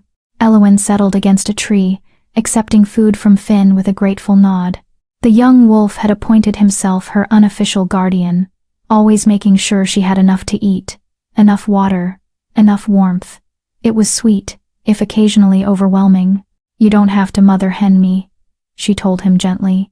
"I'm not mother henning," Finn protested, his cheeks flushing. "I'm just making sure you're comfortable. Your pack. It's what we do." "What he means," Valencia said dryly, settling nearby, "is that you're the first Omega to join the royal pack in 50 years, and we're all terrified of messing this up. So yes, we're going to hover. Deal with it." 50 years? Elowen blinked in surprise. "Why so long?" "Because most alphas don't bond Omegas to their primary packs," Garrett explained. He was sharpening a knife he'd acquired from the outpost, his movements methodical. "They keep them in secondary packs, support positions, claim it's for the Omega's safety, but really, it's just prejudice. Omegas are seen as weak links in battle packs." "Which is bullshit," Lyra added firmly. "Some of the strongest wolves I've ever known were Omegas. They just express their strength differently than alphas or betas. Hence why I bonded Elowen to the royal pack," Kale said, appearing from the tree line where he'd been scouting. "I don't have time for prejudice or outdated hierarchy nonsense.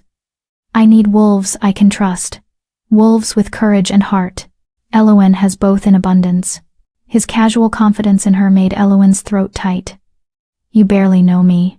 I know you saved my life without hesitation," Kale replied, settling beside her, close enough that their shoulders touched.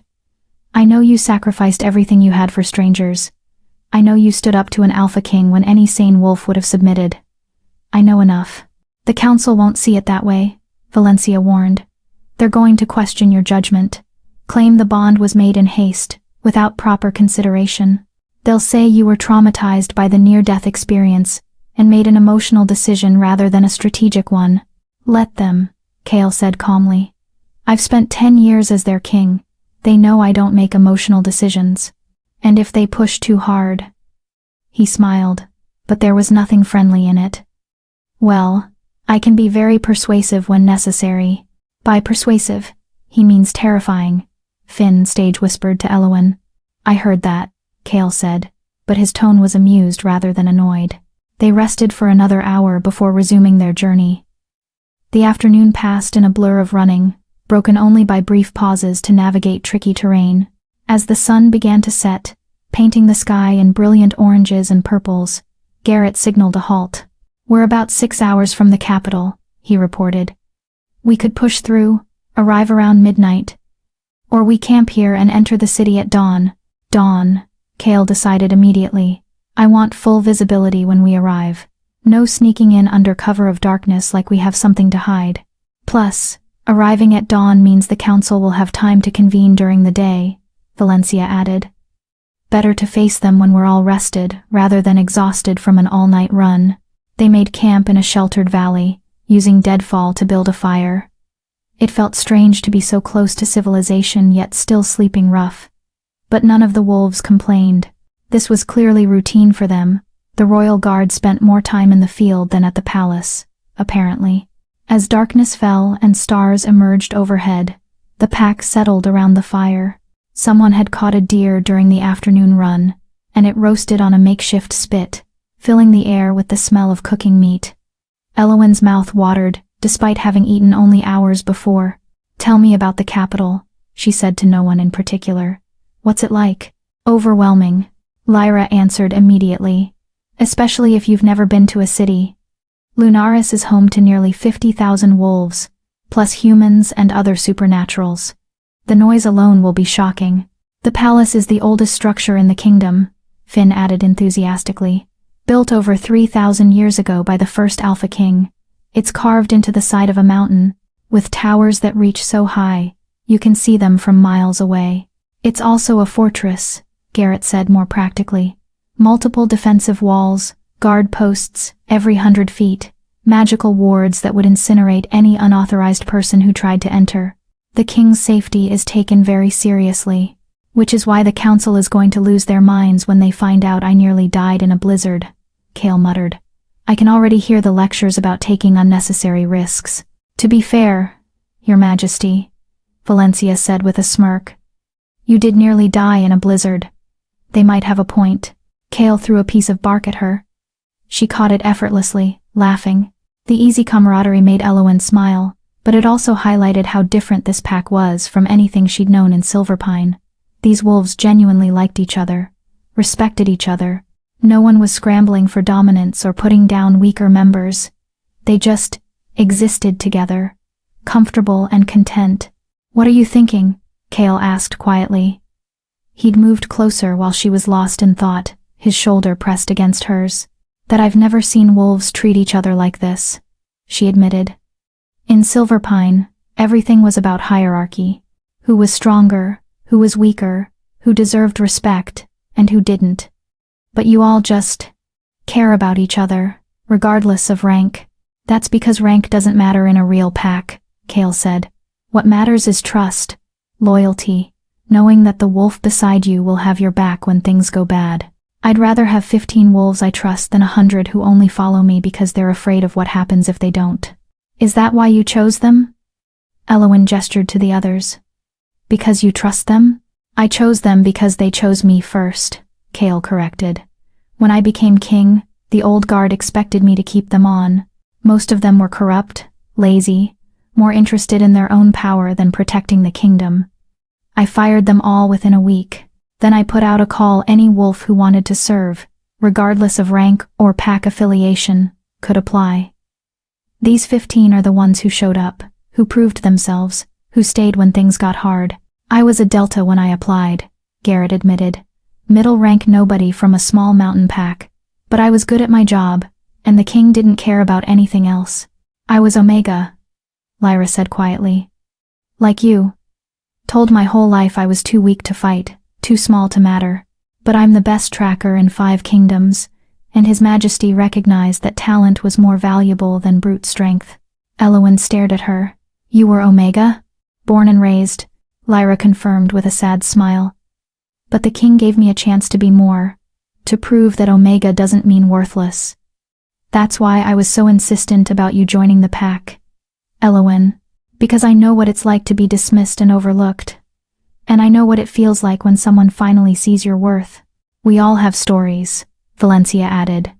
"All of us came from places or situations where we were told we weren't enough. The king gave us the chance to prove otherwise. That's why we'd die for him. Not because he's powerful though he is. Not because he's king though he is. But because he sees us. Really sees us. And he makes us better than we ever thought we could be." The others murmured agreement, and through the bond, Elowen felt their sincerity, their love for their king, their loyalty to each other. She'd stumbled into something rare, something precious. "I don't deserve this," she whispered. "You're right," Kale said, and her heart plummeted. Then he continued, "You deserve better. You deserve a pack that valued you from the start, a family that loved you without question, an alpha who protected you instead of abandoning you. But this is what I can offer, Elowen. This pack, this bond, this chance at something better, and I'm asking you to take it. Not because you have to, but because you want to." Did she want it? The question was laughable. She'd wanted to belong her entire life. wanted to matter, wanted to be seen as something other than a burden or a mistake. And here was an alpha king offering her exactly that. "I want it," she said firmly. "All of it. The pack, the bond, whatever comes next. I'm in." Kale's smile was radiant. He pulled her closer, wrapping an arm around her shoulders in a gesture that was both protective and possessive. "Good. Because tomorrow, we face the council, and they're going to try to tear you apart. Question your worth, your strength, your right to be in this pack. But I need you to remember something." "What?" His gold eyes locked on hers, fierce and unyielding. "You're not the Omega they expect. You're not weak or worthless or disposable. You're the wolf who saved a king, the wolf who survived 14 years of abuse and came out stronger, the wolf who looked death in the face and said, 'Not today.' That's who you are, Elowen Thornheart. And the council is going to learn that the hard way." Around them, the pack howled their agreement. A sound of solidarity, of family, of wolves who would stand together against whatever came next. Elowen lifted her head and howled with them, her voice joining the chorus. Tomorrow, they would face the council. Tomorrow, she would face Alpha Donovan. Tomorrow, her old life would end, and her new one would truly begin. But tonight, she was pack. She was home. She was enough. And nothing would ever take that away from her. Chapter 8. The City of Wolves. Dawn broke over the capital city of Lunaris like a promise. Elowen stood at the crest of a hill, still in wolf form, and stared at the sprawling metropolis below. Nothing could have prepared her for this. Silverpine had been a small pack, maybe 300 wolves at most, scattered across a rural territory. She'd thought that was what a pack looked like. She'd been so wrong. Lunaris stretched as far as she could see.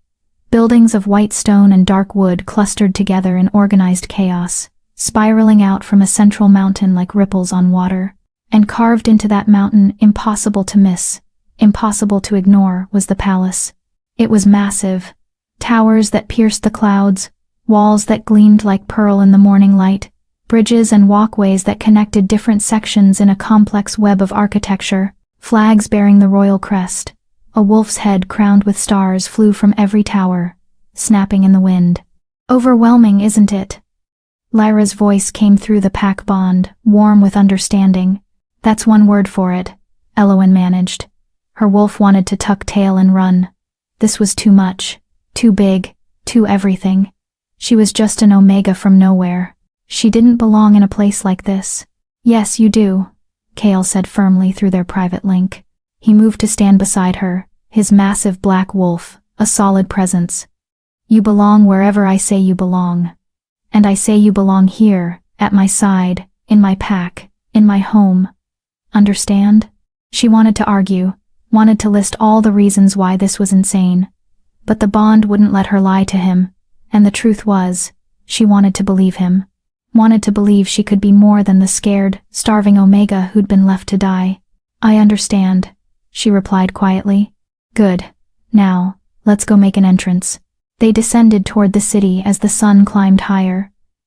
The closer they got, the more wolves Elowen sensed, hundreds, thousands of individual presences pressing against her awareness. Most were distant, background noise, but some were powerful enough that she felt them like physical touches.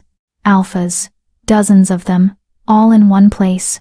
Her wolf whimpered, every instinct screaming at her to submit, to hide, to make herself small and invisible. Only Kale's presence through the bond kept her moving forward, his power wrapped around hers like armor, shielding her from the worst of the dominant pressure. "Stay close," he commanded through the pack link. "Once we enter the city, everyone will know I'm back.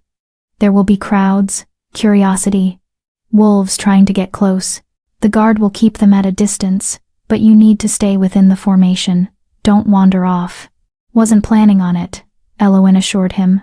They reached the outer gates, massive structures of iron and magic that could probably withstand a siege by an army. Guards in silver armor stood at attention, their eyes widening as they recognized the approaching wolves.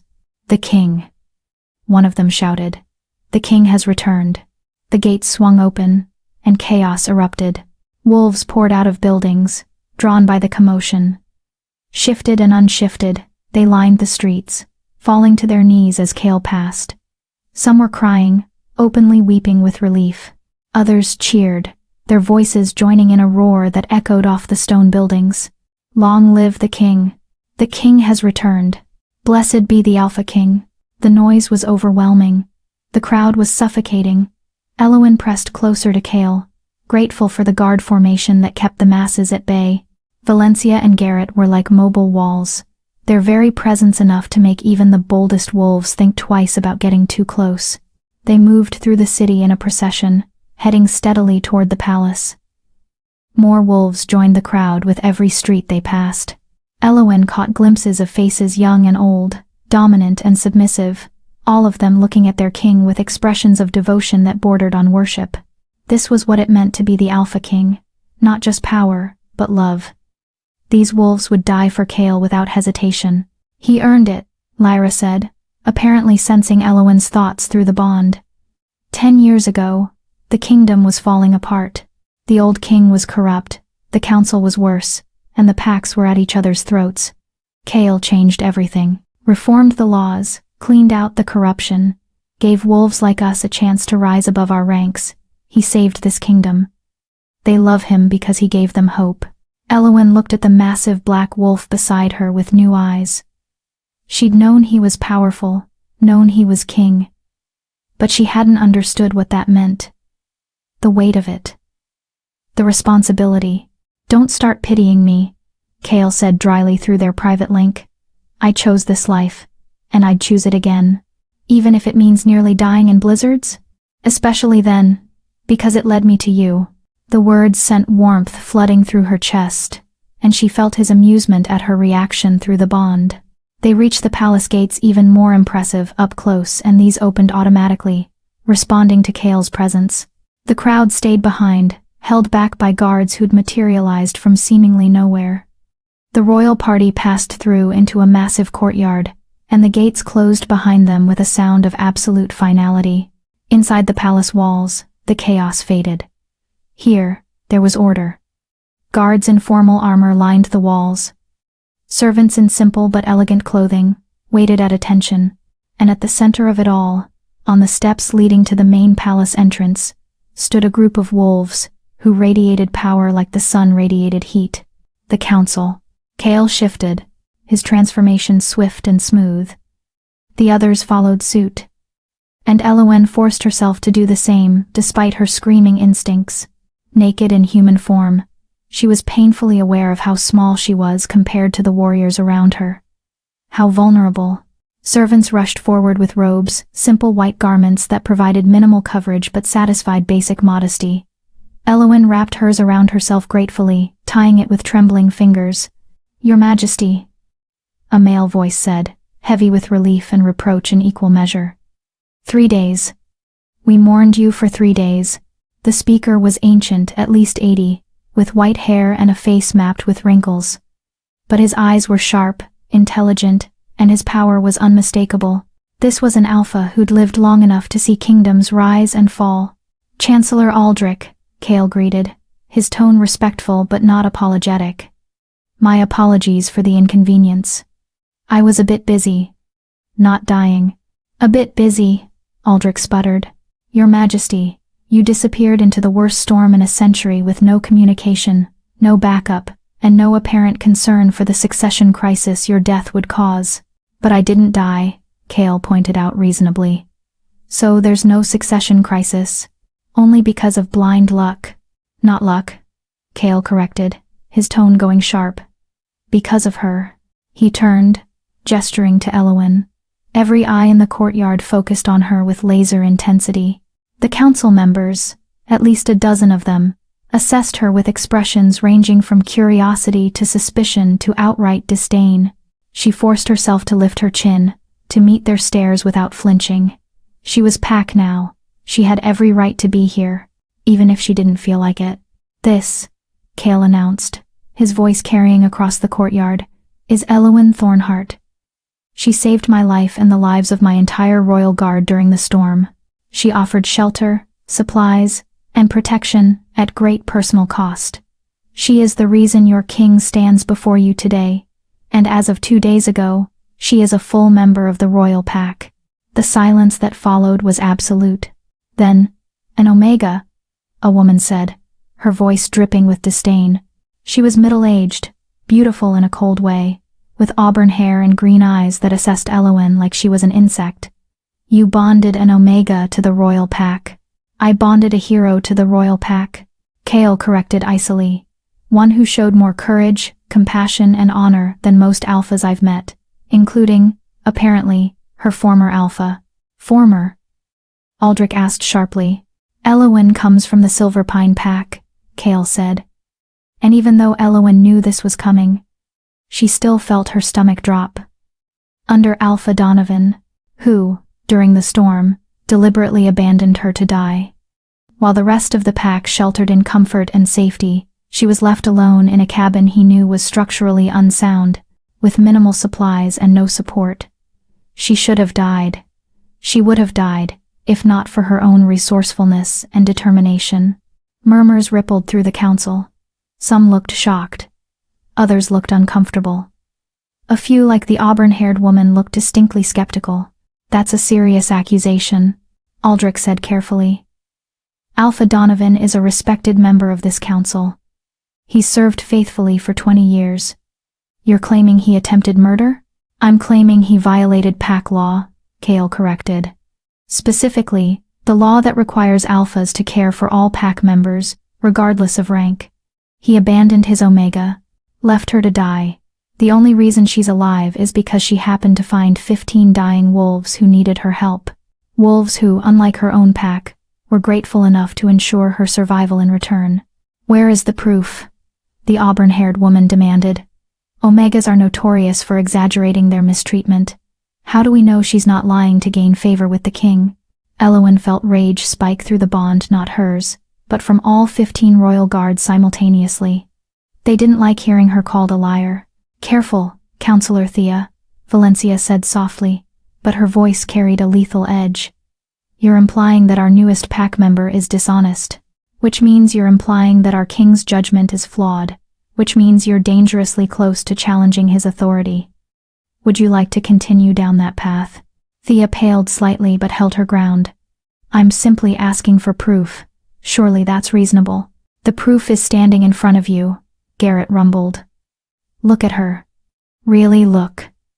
She's malnourished. Underweight. Showing signs of long-term neglect. Her former residence, what's left of it, was barely fit for storage, let alone habitation. And we have 16 witnesses who will testify that the Silverpine pack left her alone during a storm that killed dozens across the Northern Territories. Plus, Finn added, she nearly starved herself feeding us, gave us her last supplies without hesitation, even though it meant she'd have nothing left. That's not the action of someone seeking favor. That's the action of someone who's been conditioned to put everyone else's needs above her own, because she's been told her whole life that she doesn't matter. The words hung in the air like an accusation. Aldrich sighed deeply, suddenly looking every one of his 80-plus years. Your Majesty, you understand what you're asking? To strip an alpha of his title, we need a formal trial. Evidence presented. Witnesses called. The accused given a chance to defend himself. It could take weeks. Then we start immediately, Kale said. Send word to Alpha Donovan. Tell him he's been summoned to the capital to answer charges of abandonment and abuse. Tell him he has 3 days to arrive, or we proceed without him. And if he refuses to come? Thea asked. Kale's smile was cold and utterly without mercy. Then I'll go to Silverpine and drag him here myself, in chains if necessary, because one way or another, he will answer for what he did. Not just to Elowen, but to every Omega who's been mistreated under his watch. Justice delayed is justice denied, and I'm done watching corrupt alphas abuse their power. Here, someone called from behind the council. Elowen couldn't see who, but several other voices murmured agreement. Aldrich closed his eyes briefly, as if gathering strength. When he opened them, there was resignation in their depths. Very well, Your Majesty. I'll send the summons today. The trial will convene in 1 week that gives Alpha Donovan time to travel and prepare his defense. Is that acceptable? It's acceptable, Kale agreed. Elowen will stay at the palace under my protection until the trial concludes. No one, and I mean no one, is to approach her without my explicit permission. She's under royal protection now. Any harm that comes to her will be considered an attack on the crown itself. The threat was clear. Touch Elowen, and face the Alpha King's wrath. Of course, Your Majesty, Aldrich said. Now, if you'll excuse us, we have much to prepare. Welcome home, Your Majesty. We're grateful to have you back. The council dispersed, though Elowen caught several of them casting looks back at her, some curious, some calculating, some openly hostile. She tried not to let it show how much their attention unnerved her. Come, Cale said, offering her his hand. Let me show you your new home. She took his hand, and he led her up the palace steps. The royal guard fell into formation around them, a protective cocoon against the world. As they passed through the massive doors into the palace proper, Elowen caught sight of her reflection in a polished shield hanging on the wall. A small woman in a simple white robe, dwarfed by warriors, holding the hand of a king. She looked terrified, but she also looked determined. 1 week. In 1 week, she would face Alpha Donovan in front of the entire council. In 1 week, she would have to relive every moment of abuse, neglect, and abandonment. In 1 week, she would either get justice or lose everything, but she wouldn't face it alone. She had Cale. She had the pack. She had wolves who believed in her, who would fight for her, who saw her as something more than just an Omega. That would have to be enough. Chapter 9. The Palace and the Past. The palace was a labyrinth. Elowen followed Cale through corridors that seemed to stretch forever, past rooms whose purposes she couldn't begin to guess. Everything was massive ceilings that soared 30 feet high, windows tall enough to frame entire landscapes, tapestries that depicted battles and celebrations from centuries past. Servants bowed as they passed, guards saluted, and everywhere she looked there was beauty, wealth, and history. She'd never felt more out of place in her life. Stop it, Cale said quietly, his hand still holding hers. I can feel your anxiety through the bond. You belong here, Elowen. I'm an Omega, wearing a borrowed robe in a palace that probably costs more than my entire pack's territory, she muttered. I think a little anxiety is warranted. Former pack, he corrected gently. And yes, the palace is expensive. It's also been my prison for 10 years. Stone and gold don't make a home, Elowen. People do. And right now, you're the only person here I actually want around. The admission was so raw, so honest, that she felt it echo through their bond. Loneliness. Despite being surrounded by thousands of wolves, by servants and guards and counselors, Cale was lonely. The crown is heavy, Lyra said softly through the pack bond. She and the others had been trailing behind, giving their king and his newest pack member a semblance of privacy. He carries the weight of the entire kingdom, makes decisions that affect millions. Every day, wolves come to him with problems, complaints, requests, but almost no one asks how he's doing, if he's all right, if he needs anything. That's why we're so protective of him, Garrett added. We're not just his guards, we're his family, the only wolves he can truly trust. And now you're family too, Finn said cheerfully, which means you get to see the fun parts, like his private quarters. Very few people are allowed in the king's personal chambers. It's considered a huge honor. They stopped in front of an ornate door, dark wood, carved with wolves and stars, handles shaped like crescent moons. 2 guards stood at attention on either side, their faces carefully neutral despite the obvious curiosity in their eyes. Your Majesty, they said in unison, bowing. At ease, Cale replied. I'll be in my quarters for the next few hours. No interruptions unless it's an emergency. And by emergency, I mean the palace is on fire, or we're under attack. Counselor Thea, wanting to lecture me about proper protocol, does not qualify. The guard's lips twitched with suppressed smiles. Understood, Your Majesty. Cale opened the door and gestured for Elowen to enter. She stepped through, and her breath caught. The room was enormous but somehow still felt intimate. A massive bed dominated one wall, easily large enough for 5 people covered in furs and pillows. Windows stretched from floor to ceiling, offering a view of the city below and the mountains beyond. A fireplace large enough to stand in crackled with warmth. Books lined the walls, thousands of them, covering every subject imaginable. But what struck her most was how lived in it felt. Unlike the formal corridors and staterooms they'd passed, this space was personal. A half-finished chess game sat on a side table. Papers covered a massive desk, many with notes scrawled in margins. A worn armchair sat by the fire, a blanket draped across it like someone had just been reading there. This wasn't the Alpha King's quarters. This was Kale's home. The Royal Guard has their own wing, Kale explained, releasing her hand to close the door. But they're close if we need them. This floor is private, my quarters, a few guest rooms, and space for Pack. You'll stay here. Here? Elowen squeaked. In your quarters? In the guest room attached to my quarters, he clarified, moving to open a connecting door she hadn't noticed. But yes, here. Close enough that I can protect you, far enough that you have privacy if you need it. The guest room was smaller but no less beautiful. A bed that was still twice the size of anything she'd ever slept in. More windows. A bathing room that made her eyes widen. There was an actual tub, large enough to swim in, with taps that presumably produced hot water on command. This is too much, she whispered. This is the smallest guest room, Kale replied. And before you argue, remember you're under royal protection now. That means you get royal accommodations. Besides. He paused, something vulnerable flickering across his face. I sleep better knowing you're close. The bond is new, still settling. Distance makes it uncomfortable. Elowen had noticed that. Even the few feet between them now made her wolf restless, made her want to move closer. The bond was like an invisible thread, always pulling her toward her pack. Toward Kale. I'll stay, she said, but I need to contribute somehow. I can't just live here like a pet. I need a purpose. You have a purpose, Kale said firmly. Right now, that purpose is healing, recovering from 14 years of abuse and neglect, learning what it means to be pack, to be valued, to be safe. That's more than enough for now. But after the trial, we'll figure out what you want to do, what skills you have, what interests you. The royal pack serves in many ways. Some are warriors, some are diplomats, some are scholars.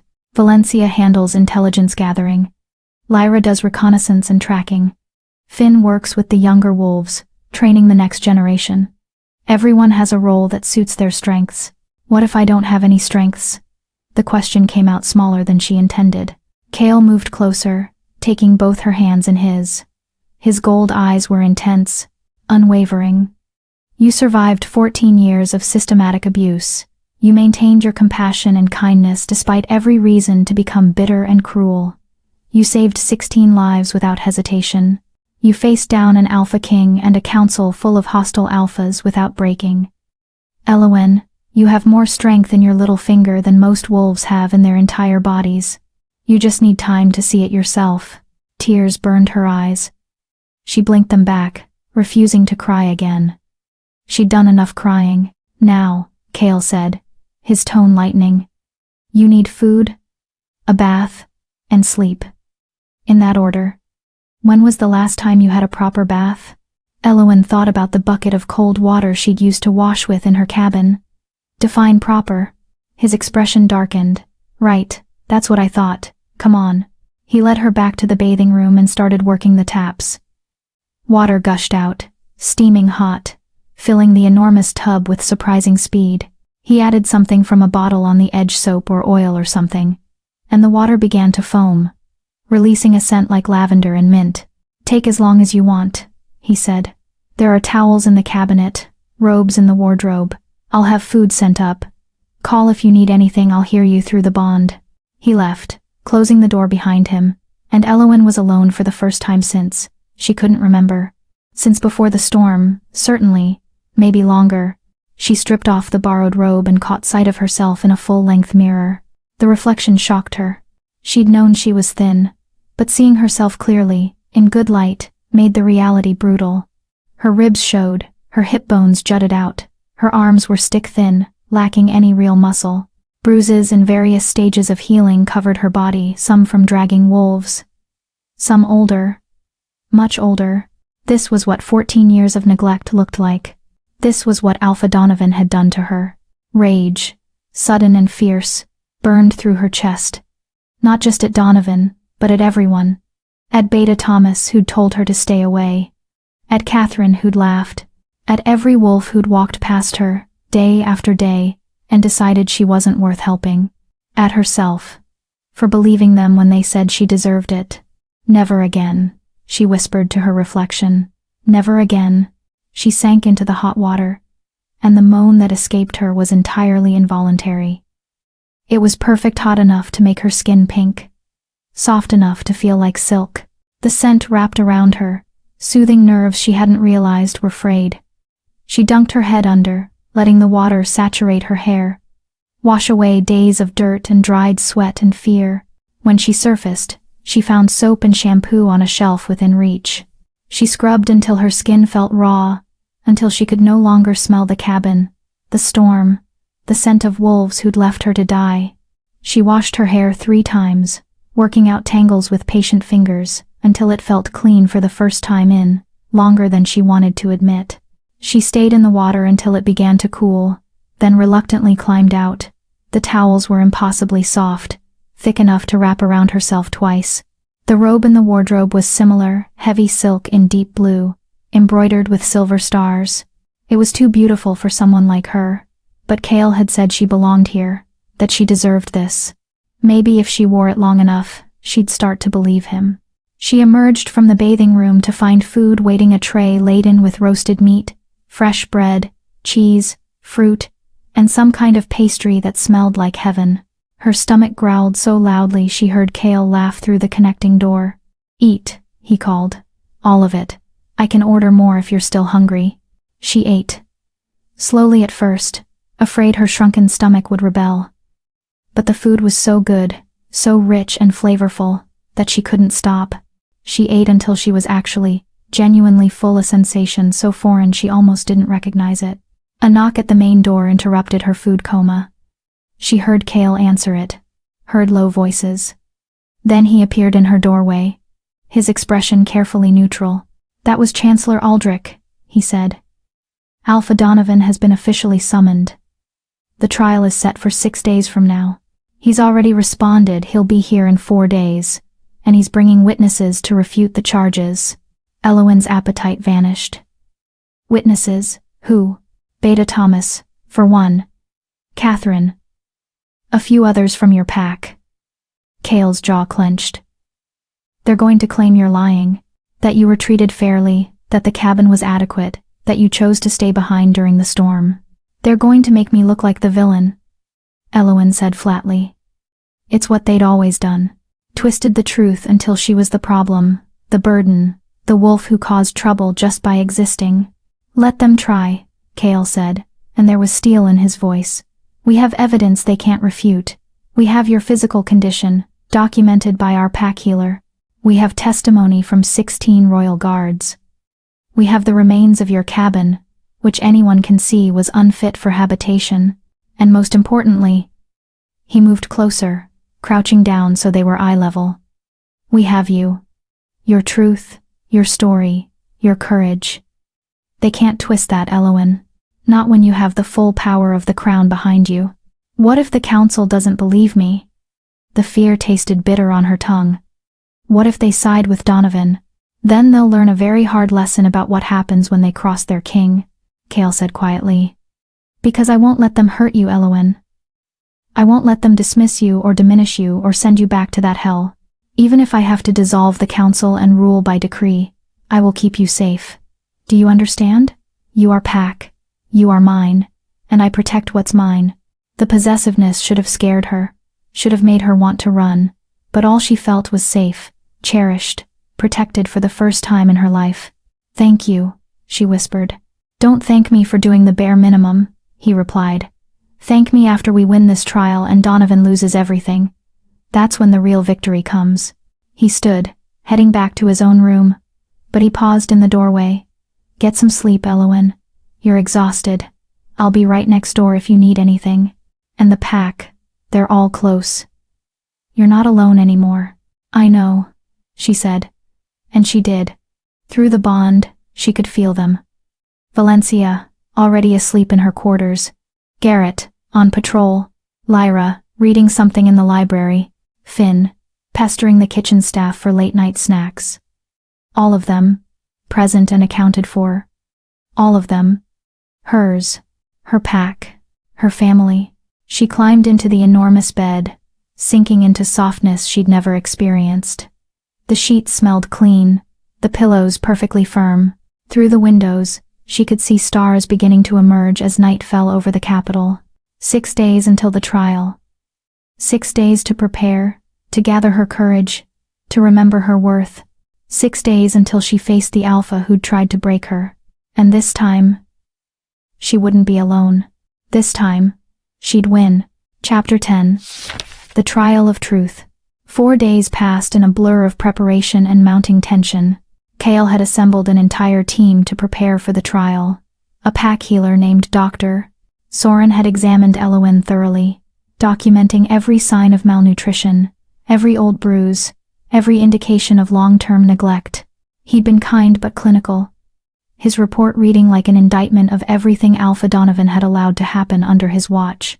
Valencia had gathered evidence testimony from outpost soldiers who'd seen Elowen's condition, statements from merchants who'd sold to Silverpine Pack, and noted how the Omega was never provided adequate supplies, even records from pack gatherings where Elowen's absence had been noted and dismissed.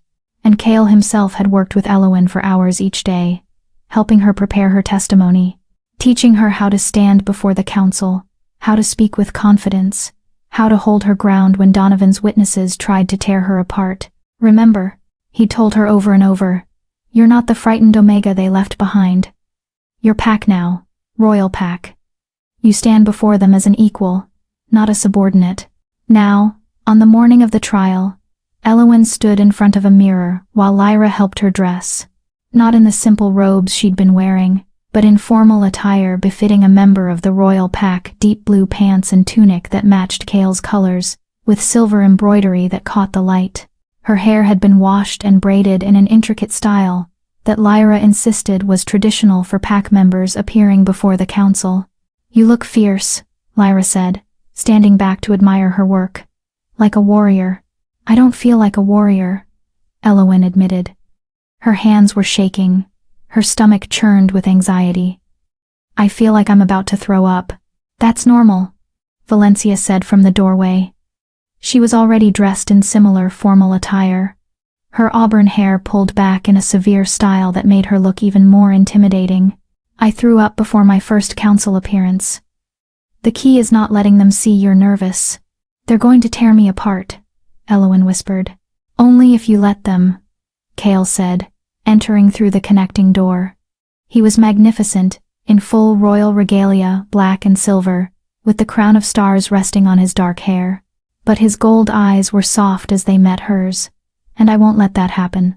None of us will. Through the bond, Elowen felt the others gathering. Garrett, Finn, and the rest of the royal guard, all dressed formally, all ready to stand with her. Their support flowed through the pack connection like warm honey, steadying her nerves. It's time, Kale said, offering his hand. She took it, and together they walked through the palace halls toward the council chamber. The corridors were lined with wolves, servants, guards, courtiers, all of them, watching the procession, with expressions ranging from curiosity to support to barely concealed hostility. News of the trial had spread through the capital like wildfire. Everyone knew what was happening today. Everyone had an opinion. The council chamber was enormous, a circular room with tiered seating rising up on all sides, designed so that everyone could see the center floor where the accused and accuser would stand. The council sat in the highest tier, 12 alphas in formal robes, their faces carefully neutral. Below them, hundreds of witnesses and spectators filled the remaining seats, and on the main floor, standing with his beta and 3 other wolves from Silverpine Pack, was Alpha Donovan. Elowen's breath caught.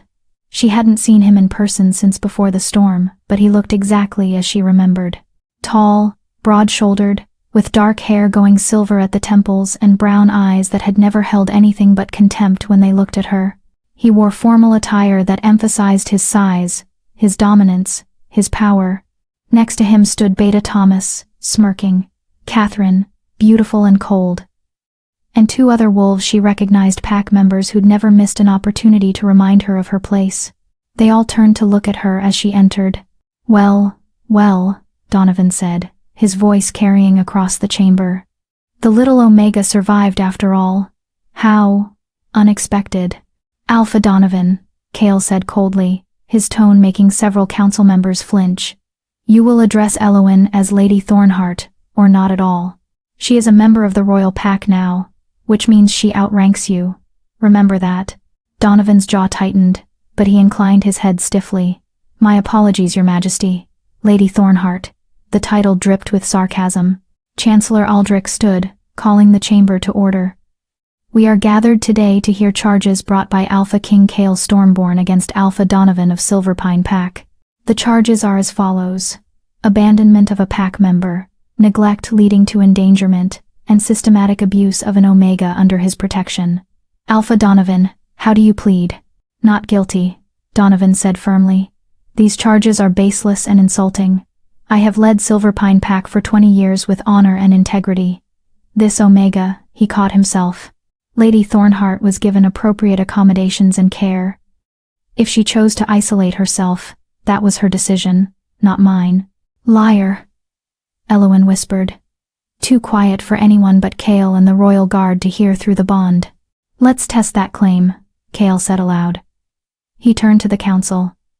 I called Dr. Soren to present his medical findings. The pack healer stepped forward, a folder of documents in his hands. He was older, gray-haired, with the calm demeanor of someone who'd seen everything. I examined Lady Thornheart 4 days ago. My findings are clear. She shows signs of chronic malnutrition, spanning years, not months. Multiple healed fractures that were never properly set. Vitamin deficiencies consistent with inadequate food supply. Scarring from frostbite that predates the recent storm, indicating she'd suffered from cold exposure before. He held up photographs that made Elowen want to look away. Her own body, documented in brutal detail. Every rib visible, every bruise highlighted, every sign of suffering captured for the council to see. This is not the result of a few days of hardship, Dr. Soren said quietly. This is the result of systemic neglect over many years. Murmurs rippled through the chamber. Several council members leaned forward, their expressions troubled. The Omega has always been small, Beta Thomas spoke up. She's naturally thin. That proves nothing. I'm naturally thin too, Lyra said, stepping forward. I was born Omega, just like Lady Thornheart. Would you like to compare our medical records? Because unlike her, I've never shown signs of malnutrition. I've never had fractures from accidents that were really abuse. I've never been left to freeze because my pack decided I wasn't worth saving. You can't compare. Catherine started. Why not? Valencia cut her off. Is it because you know the comparison would damn your alpha? Because anyone looking at the evidence can see the truth. Alpha Donovan failed in his most basic duty. He allowed a pack member to suffer, to starve, to live in conditions unfit for a prisoner, let alone a wolf under his protection. Enough, Donovan roared, his alpha power flooding the chamber. Several weaker wolves dropped to their knees, forced into submission by the dominance display. Elowen felt it too, the crushing weight of alpha command, the instinct to submit, to cower, to make herself small. For a heartbeat, she was that frightened Omega again, powerless against the pack's cruelty. Then Cale's power surged through their bond, a wall of protection that shielded her from Donovan's dominance. And more than that, it fed her strength, reminded her of who she was now, what she'd become. You dare display dominance in my council chamber? Cale's voice was quiet, but it carried more threat than Donovan's roar. His gold eyes blazed with fury. You dare try to force my pack member into submission. The temperature in the room seemed to drop. Cale's power unfolded like dark wings, filling the chamber until even the council members looked uneasy. This was the Alpha King in his full terrifying glory, the predator who ruled predators, the wolf who could crush any challenger without breaking a sweat. Kneel, Cale commanded, and it wasn't a request. Donovan fought it. Elowen could see the struggle in his face, the strain in his body as he tried to resist. But Cale's power was absolute, inexorable. Within seconds, Donovan was on his knees, head bowed, every line of his body screaming submission.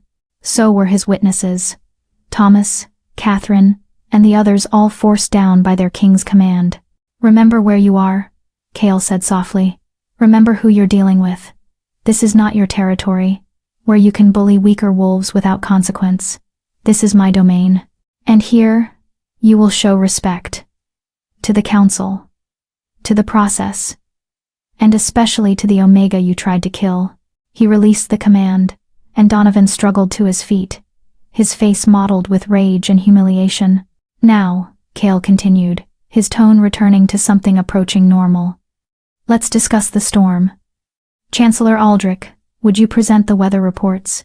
Aldrich stood, holding up several documents. According to meteorological records, the storm warning was issued 3 days before the blizzard hit.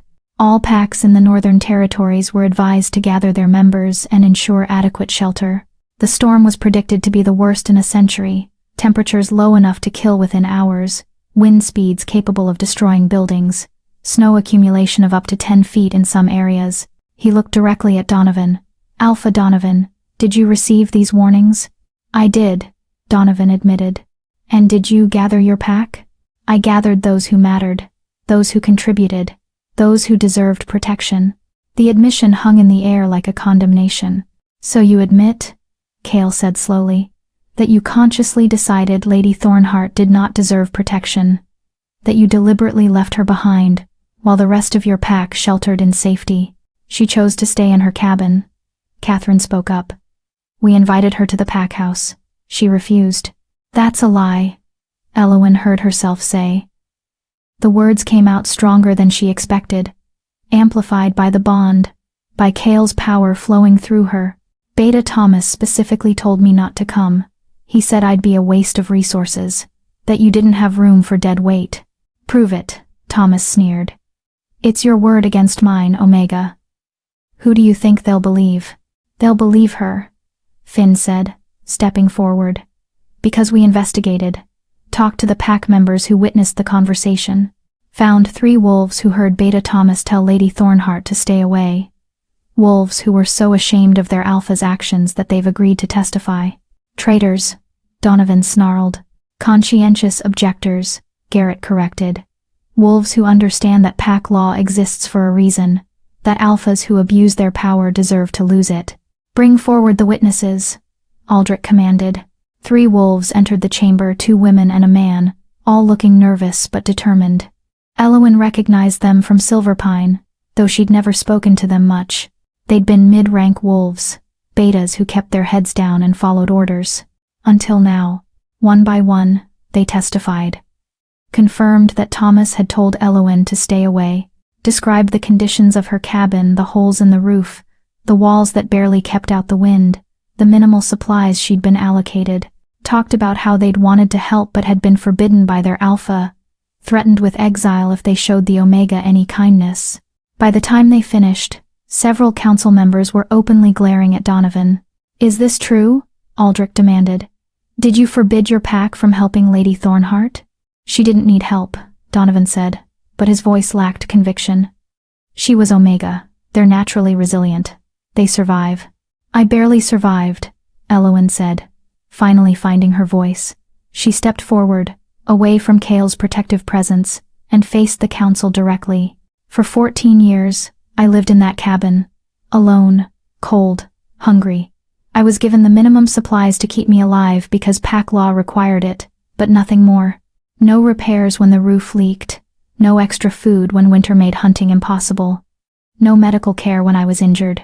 I was invisible, worthless, a burden that Alpha Donovan tolerated only because the law said he had to." Her voice grew stronger with each word, fed by years of suppressed anger and pain. "When the storm came, I wasn't surprised to be left behind. I'd been left behind my whole life. What surprised me was that I survived, that I found wolves who needed my help, and for the first time, I had something to offer.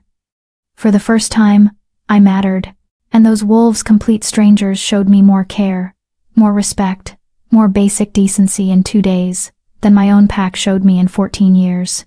She turned to look at Donovan, meeting his eyes without flinching.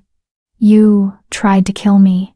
Maybe not with your own hands, but through neglect, through abandonment, through systematic abuse that made my life so unbearable that dying in the storm probably seemed merciful. But I didn't die. I survived. And now I'm going to make sure you never do this to another Omega. Never make another wolf feel like they're disposable. Never get to hide behind your authority while wolves suffer under your watch. Silence. Absolute, ringing silence. Then Counselor Thea stood. I move to strip Alpha Donovan of his title, effective immediately. The evidence is overwhelming. The testimony is damning. This wolf is unfit to lead. Seconded. Another counselor called. All in favor? Aldrich asked. 12 hands rose. Not one dissenting voice. Alpha Donovan, Aldrich said formally. By unanimous vote of this council, you are hereby stripped of your title and authority. The Silverpine Pack will be placed under interim leadership until a new alpha can be chosen. You are barred from holding any position of authority within the pack structure, and you will serve 1 year of community service under royal supervision as penance for your crimes. Donovan's face went white, then red, then purple with rage. You can't, she's just an Omega. You're destroying me over an Omega? No, Kale said coldly. We're holding you accountable for your actions, something that should have happened years ago. Be grateful I'm only taking your title. I could take your freedom, your life. But I'm giving you a chance to learn what it means to serve, to be at the bottom of the hierarchy, to understand what you put Lady Thornheart through. Use it wisely. Guards moved forward to escort Donovan from the chamber. He fought them, shouting obscenities, making threats. Beta, Thomas, and Catherine were also removed, their positions revoked, their shame complete. And Elowen stood in the center of the chamber, shaking, barely able to believe it was over. You did it, Lyra whispered through the bond. You won. We won, Elowen corrected, looking at the 15 wolves who surrounded her, who'd fought for her, who'd made her believe she was worth fighting for. Kale stepped forward and pulled her into his arms, right there in front of the council and hundreds of witnesses. The embrace was fierce, protective, possessive. I'm so proud of you, he murmured against her hair. So damn proud. Through their bond, she felt his emotions pride. Yes, but also relief, satisfaction, and something deeper. Something that felt suspiciously like love. Your Majesty, Aldrich said, his voice gentle.